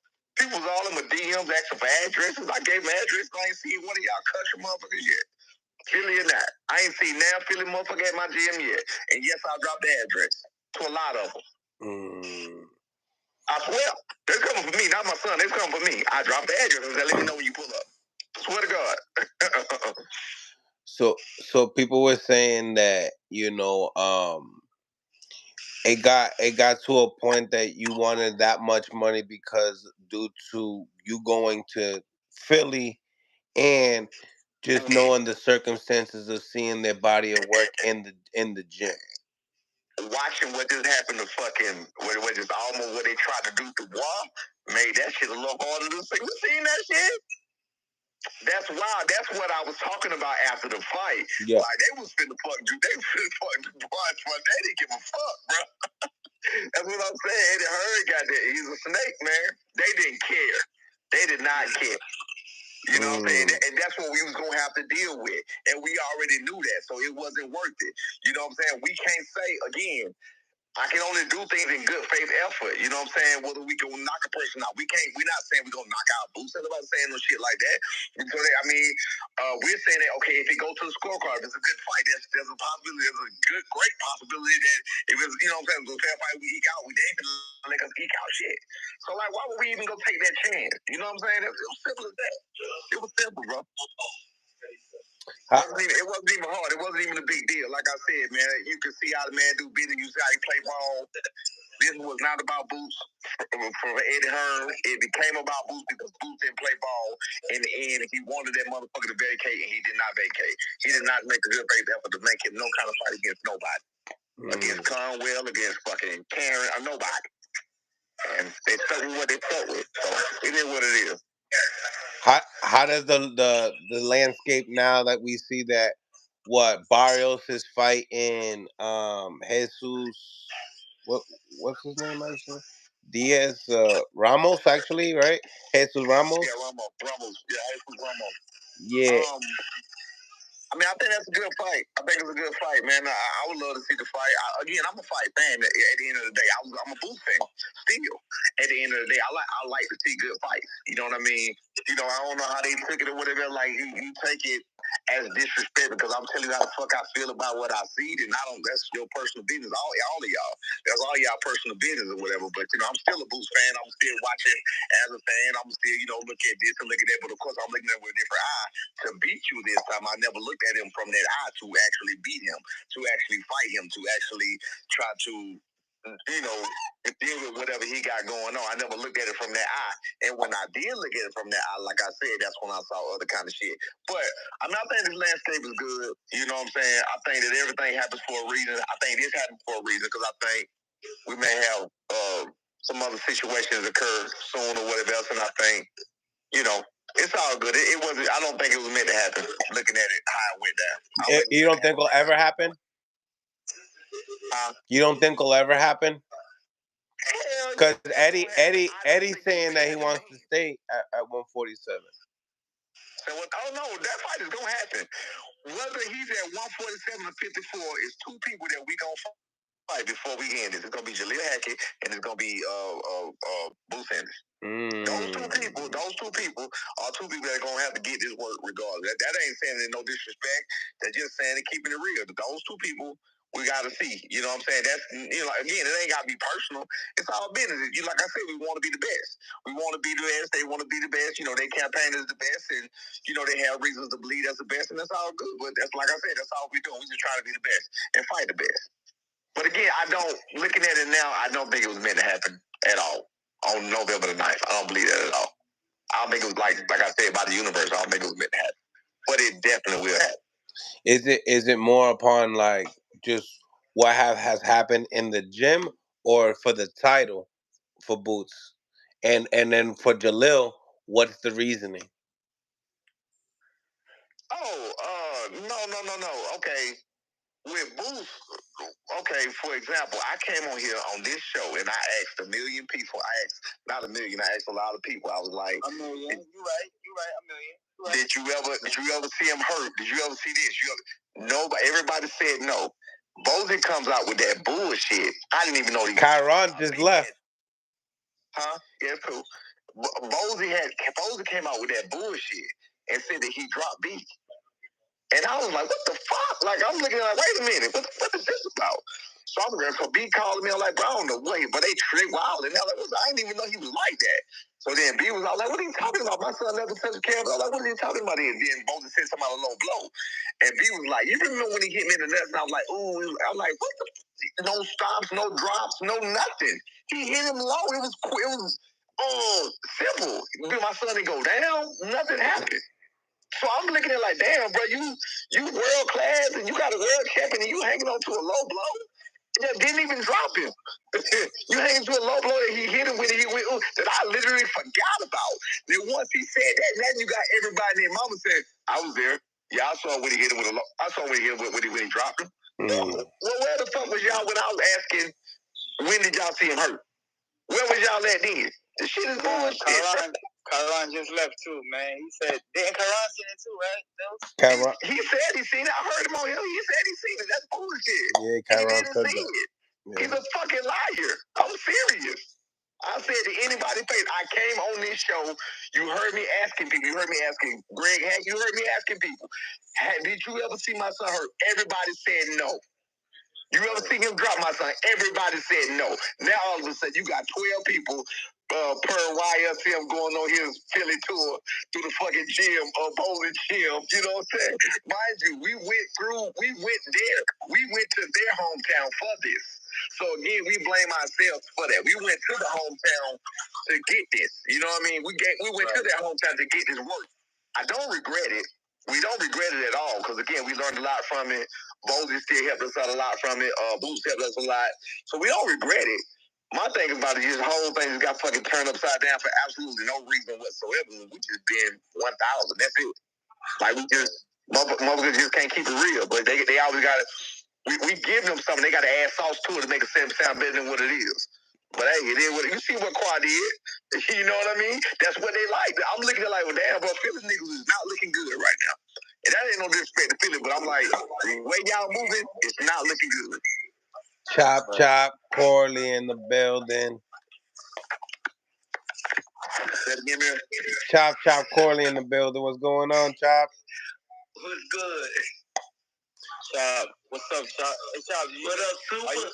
Are you familiar with Brian Norman Jr.? Who?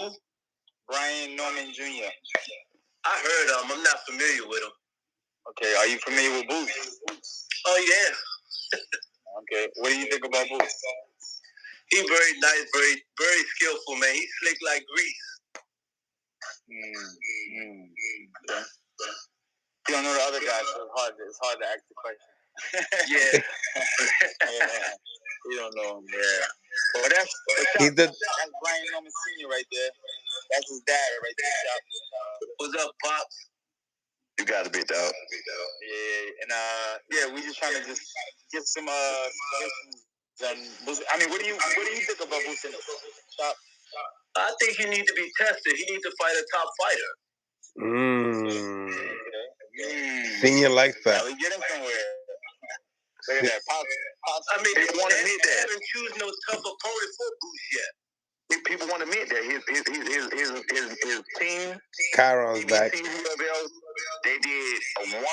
overdid their job. They did a wonderful job.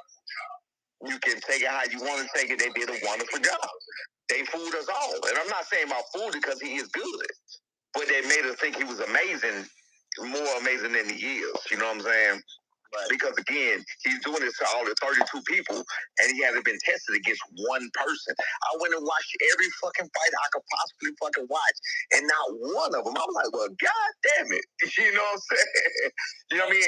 And if Bosley wanted to keep it real about anything, why did he keep it real about what I told him after they sparred? When I said, hey, bro, listen, my brother said he'll give you way more work than this. He'll give you way better work than this. I said he respects his son a lot. You know what I'm saying? I got told him about the respect. I told Bosley that.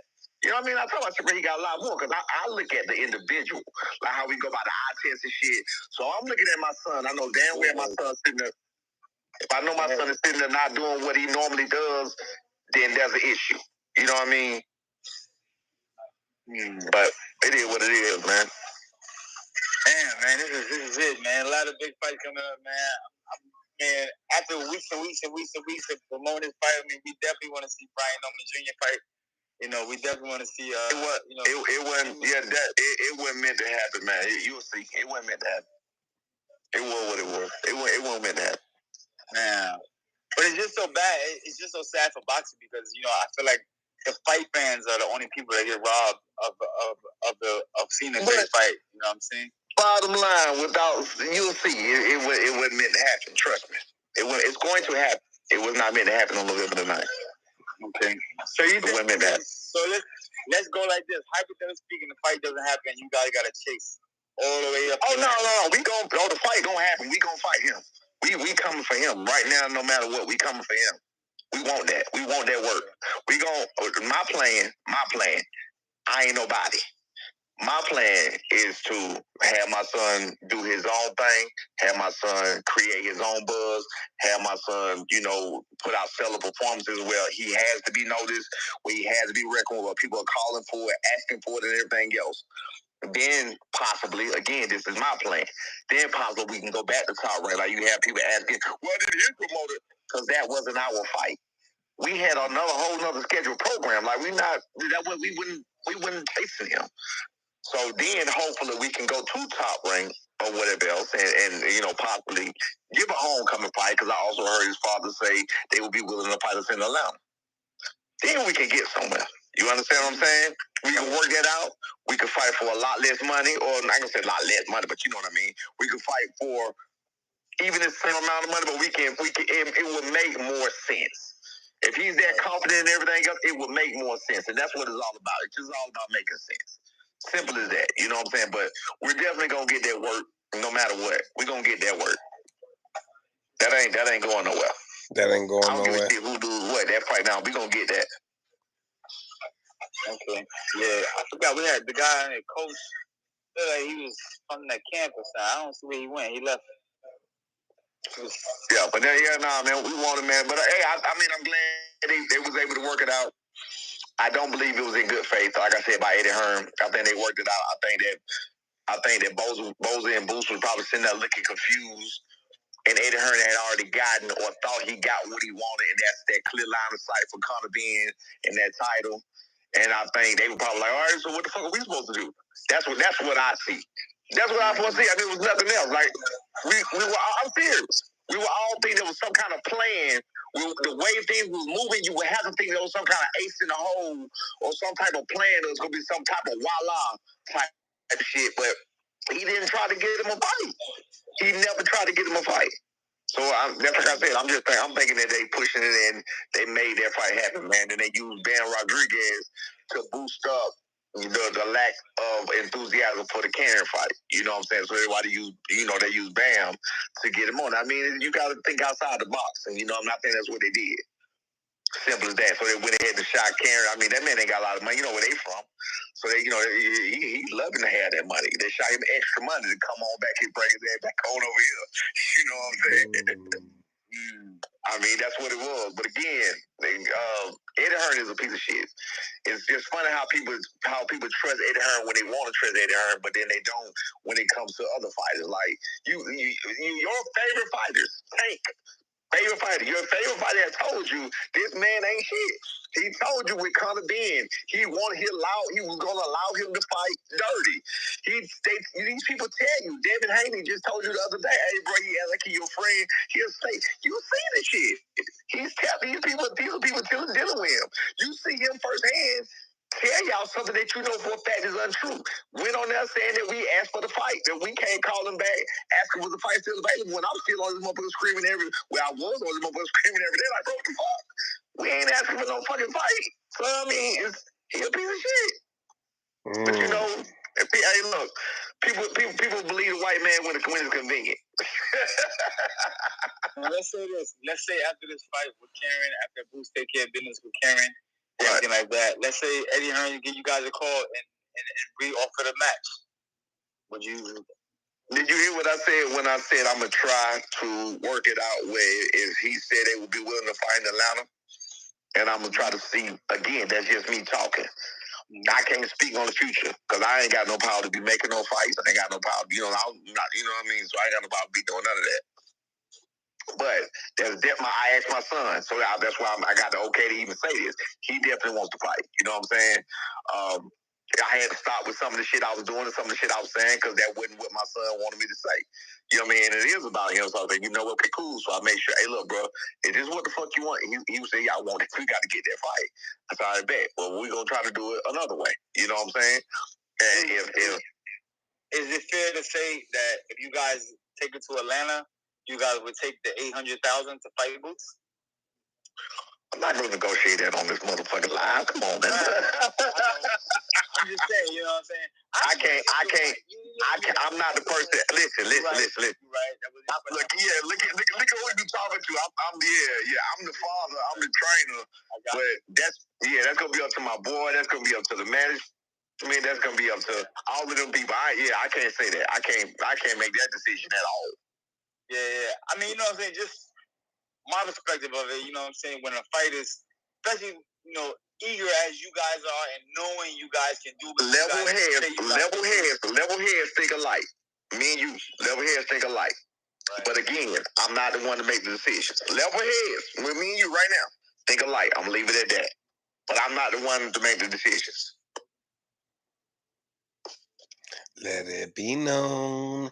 But in other news, what do you think about Gervonta Tank Davis fighting Lamont Roach?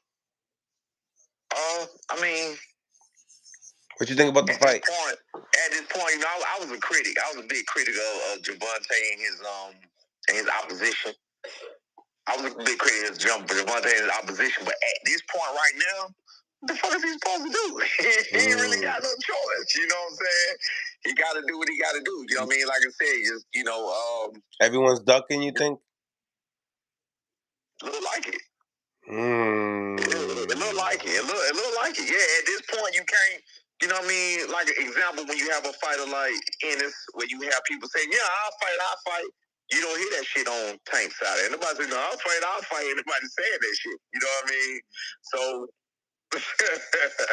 I don't know. You know what I mean? I don't know. I mean, all he can do is what he can do, man. All he can fight is what he can fight. So if you want to give Lamont Roach is from his area, right?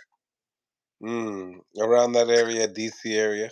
So if Lamont Roach is right there around his area, I mean, I think that's cool. Again, like I said, even when we was trying to fight Boots or whatever, I still consider them family and people or whatever. So I was like, yeah, we'll eat with them. You know what I'm saying? It wasn't even meant to get how it got, but it just got that way. So I mean, I can appreciate him wanting to eat with Lamont Roach and give Lamont Roach a shot and let him eat. You know, it's a young up and coming fighter that want to come up and want a chance at it. And I mean, I don't see nothing wrong with it. I don't got no problem with that fight. Competitive fight. Tank is giving him a meal. You feel like Tank is giving him a meal? He is. He is. He's literally, I mean, and I think that's very respectful. That's what I'm saying.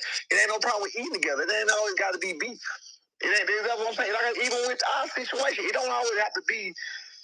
You know, people seem to be like, you know, people sit here and call me liars all the time. Just because you're for the other guy, everybody else and everything they do have to be wrong. It ain't got to be like that. You know what I mean? It ain't got to be like that. You feel me? It's a fucking sport.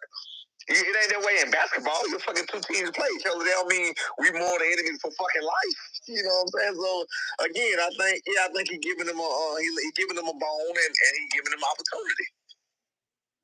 The question is, with Tank name ringing like it rings in DC, of course, in Baltimore, of course, is he gonna stand a chance in hell? That's the question. Is he gonna stand what? A chance in hell. Like, is he gonna actually come out and put his best foot forward? You know what I'm saying? You mean Lamont Roach? Lamont Roach, yeah, I can't. You know, like how Frank was scared. Frank was scared, man. You know what I'm saying? How Frank was scared. What do you think those Vegas lights gonna do to him? Right, exactly. That's what I'm saying. That's a lot. That's a whole lot of pressure. It's gonna eat him alive, you think? First time in the big lights. Yeah, that's a lot of pressure, man. That's a lot of pressure. I mean, you know, I guess a lot of pressure against all these Tank cheering fans, and all they want to see is a knockout. You got one guy that's capable of that type of knockout, and there's a very slim chance that you gonna create this type of knockout against the guy. You know what I mean? So we just, hey man, it's all about him. It's all about what he can dig up, man. Maybe if he can find something to fight for. You know, so like Dubois did. Dubois came out and took it to Anthony Joshua. He took it to him, man. That was a great fight. I was very impressed with that. You know what I'm saying? And I was very unimpressed with how Anthony Joshua acted. I think he tried to force it, which I can't respect though. He tried to force it physically after he just clearly wasn't in it and clearly was outgunned and out everything else. He did try to force it or whatever, but it wasn't his night at all. What do you think in that fight that Joshua did when he came out and started getting the fight started changing shit right before it shifted? What should Joshua have done to maintain stay in the fight? Took his time. He should have took his time. Should have kept the stick. You mean when he hurt him? You mean when it started turning Joshua favor, right? Right. For that brief time. Yeah. Yeah, he should have kept the stick. He ran there reckless. He fought like an amateur, man. He really fought like an amateur. You don't when you get a wounded animal like that and he's already dropped you like 2 or 3 times. He dropped him like arguably 4 times. You know what I'm saying? So he already dropped you all this time. He already hurt you clearly. He already had you visibly hurt. That was a very uneducated decision to go in reckless like he did. Very, very uneducated. You know what I'm saying? Yeah, like you gotta slow roll your way in. You gotta feint your way in. You gotta go to the body more. You know what I'm saying? You don't. Yeah, you can't just go for the gusto like that because you asking for some bullshit to come catch you. Here's what I assess. I assess that once he got hit with the shot and he got hurt, I feel like the Ennis release fight started happening again. He started seeing himself going down, and he started just going forward like, oh shit, like I gotta do something. And he started panicking, and he got hit, caught. You know what I'm saying? If he was on everything, and stay to that jab, keep him hands up, he would have been able to be a little bit more. But I think that once the shot came out, he was like, oh shit. You seen his face? He was like this. Like, oh shit. Like, he's like, no, it can't happen again. Then he started coming forward, trying to like fight. And that was the wrong thing. They should have stuck to that jab, kept the hands up, tied the guy. He didn't really tie him up that much like that. It wasn't much tying up done like that. You know what I'm saying? I call it the sunken place. Like I think like you just said, he went back when it happened to him and he started getting hurt, he started feeling what he was feeling. Like you just said, he went back to the sunken place. He had already been there before, like you said, with Andy Ruiz and everything. He had already been there before. He had already experienced that. And I had text my son. I was with my son watching it. I texted him. I said, bro, he in the second place. He going back there. He remembering what happened. And you know, when that's how we take that dog at you, because you realize that you're human now. You know what I'm saying? When you undefeated and you unbeatable, you ain't human. Can't nobody hurt you. Yeah. So yeah, he went to that second place, man. Yeah, that's what I obsessed from Joshua. You know, Joshua's good. He's a decent fighter, but I think that just when he got hurt, his mind just transformed and went back to the loss and the occasion and the opportunity. He just started trying to like, I'm gonna do some shit that I normally don't do, and he got caught. Right. He's supposed to fight.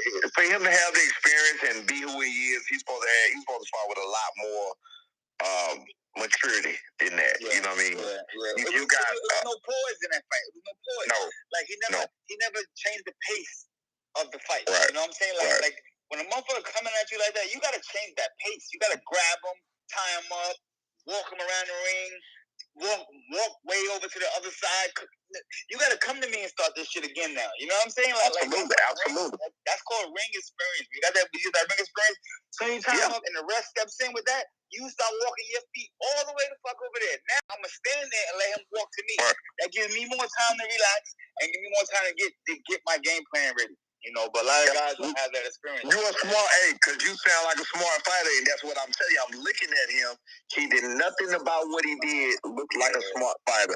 Nothing about what he did looked like he had another game plan. Nothing about what he did looked like he had nothing else but maybe possibly knocking him out with a right hand. Like he didn't have no plan. He had no plan at all. Yeah, he didn't like he had a plan at all. He didn't like he had a plan, man. So, I mean, like I said, man, I was happy for him. He's 27 years old. That's amazing. I didn't realize he was that young. So that means when he quit that first time, when he was like 23, 24 years old. Yeah. That's amazing, man. They was giving him all that hell at 23, 24 years old. Come on now, that's amazing, man. You know, but you know how to fight, man. They don't give a shit about none of that. You know what I'm saying? All they want to see is blood, sweat, and tears, and they don't give a shit about it. And a knockout. But nah, man, much respect to him, man. Much respect to the way he carried himself. I'm talking about Dubois. Much respect to the way he carried himself, man. He did what he did. And I think that interview, did y'all see the interview before earlier when he was like, we can fight right now. Dubois said that. Yeah, that was before the fight. That shit didn't age well at all. No. He's like, I'm going to slap you across your face with this chair. Right. That did age too fast. Yeah, man. Yeah, Anthony spoke too fast. That interview, that's gonna come back. They gonna put that in a compilation. I guarantee you. They will. With all those highlight clips. I would like to speak to Dubois just to find out, how is it now and how was it when he was going into the fight? You know what I'm saying? Did they treat him as he had an opportunity to win this? Did he feel that he had an opportunity and everybody was just shitting on him like Joshua? Or was it like, okay, people was like, okay, you might got a chance tonight. You know what I'm saying? So that's one thing I would like to talk to him and figure out. Well, it looked like he knew and definitely believed he has a chance from the very fucking start. And not to mention, he beat Usyk. We ain't gonna argue about that. He beat Usyk. Give it up. Yeah. He stopped Usyk, man. So yeah, he beat Usyk, and you come back. I mean, Hey, that was amazing, man. That was amazing. So I mean, we got a new top heavyweight right now. Who is it for him to fight next? Who is it for Dubois to fight next besides Usyk? Dubois besides Usyk. Big Bang Zane. That's a big Bacoli. Martin Bacoli. Yeah. Bacoli. Well, I think the winner of that shit fight Bacoli. I think Bacoli gonna be a hard. Hey, Zad, you know punches and you know punch funk. He's a hard fight. Yeah, it's a hard. That's what I'm about to tell you. You know punches and you know punch fundamentals. Bacoli hitting that hard with no fundamentals. With bad intentions. With bad intentions. No fun. It's crazy.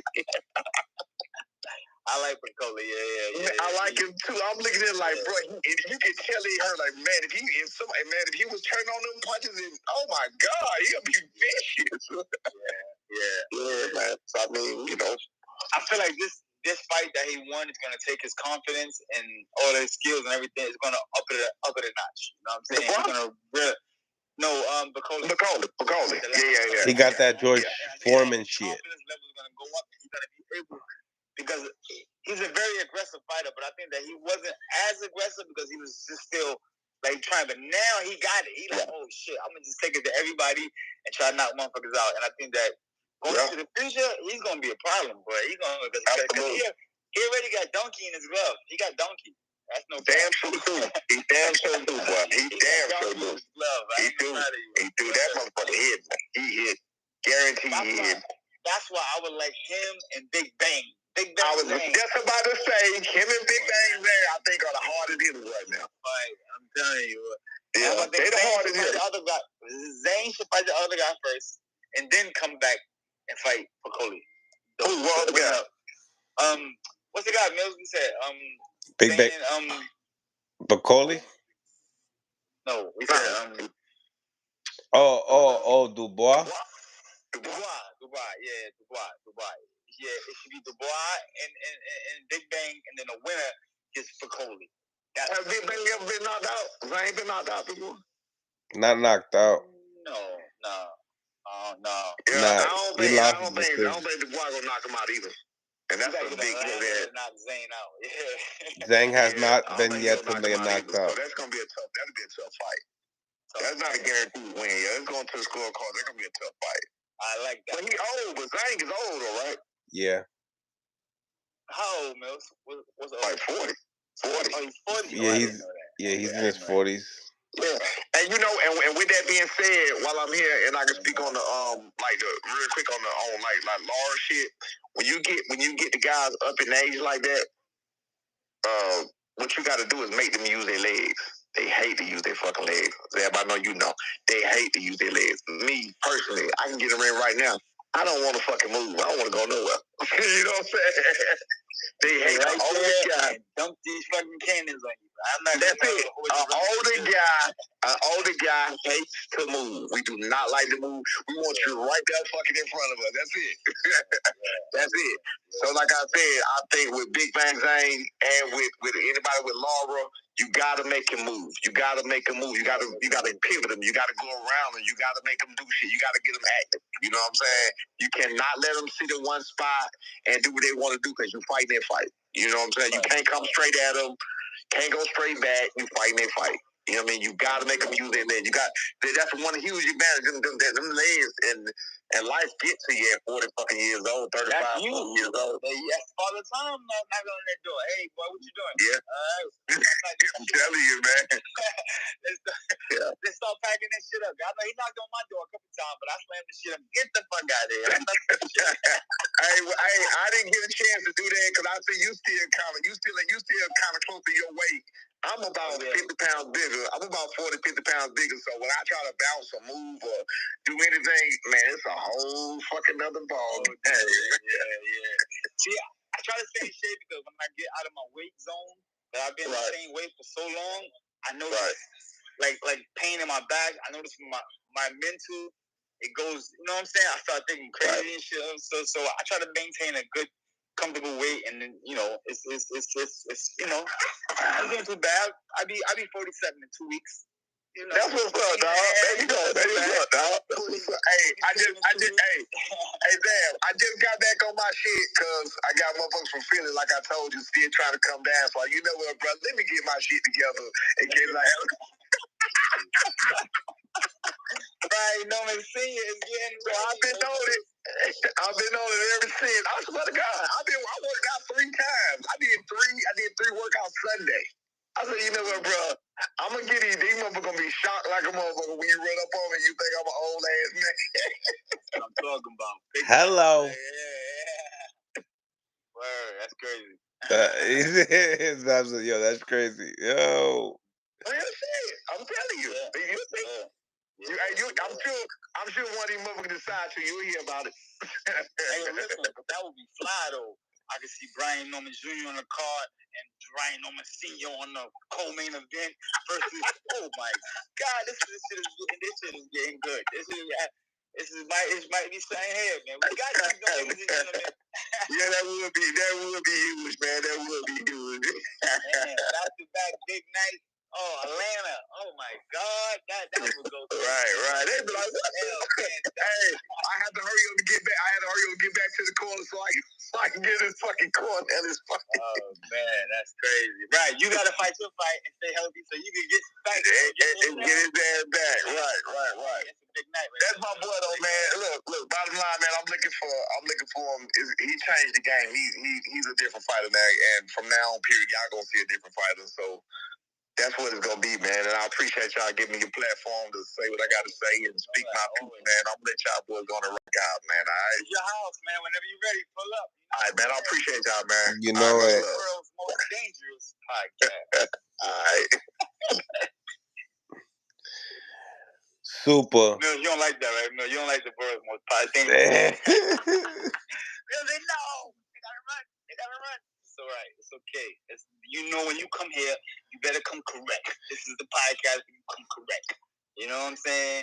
We need all chins up and chest out. That's it. You know what I'm saying? Feel me? You want to keep it. You want to be political? You know where to go. Some other ones. they gotta have shows. You know, but you want to get shit accomplished, talk the shit, make it happen. You know what I'm saying? Get your point across. Get it out there. Because they all watch this show, baby.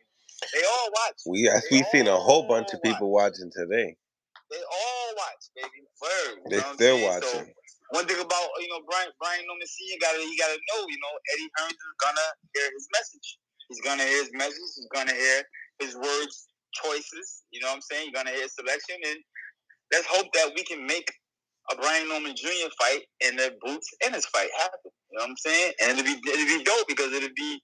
Made. The fight was made over here on Detroit Champ in Mill City Boxing. With your boys, absolutely do that in Mill City. I mean, listen, man, how great can we feel? We in here. We in the building, and I love it. We don't biggest news in boxing. Some of the most controversial situations. You know what I'm saying? But everybody knows, for people that want to get a message out and the point across, you know where to come to. Mm-hmm. That's all we're saying. You know where to come to. That's why I say we the world's most dangerous podcast. For the real. And with that, we out with another segment. Mañana, tomorrow. Mañana, y'all already know what's up. Love y'all. Blessings, ladies and gentlemen. Smash that like button. Smash the like button. Subscribe to the channel if you guys haven't subscribed to the channel. It's your boy Mills from Mill City Boxing, home of that high level pro boxing media, and we out.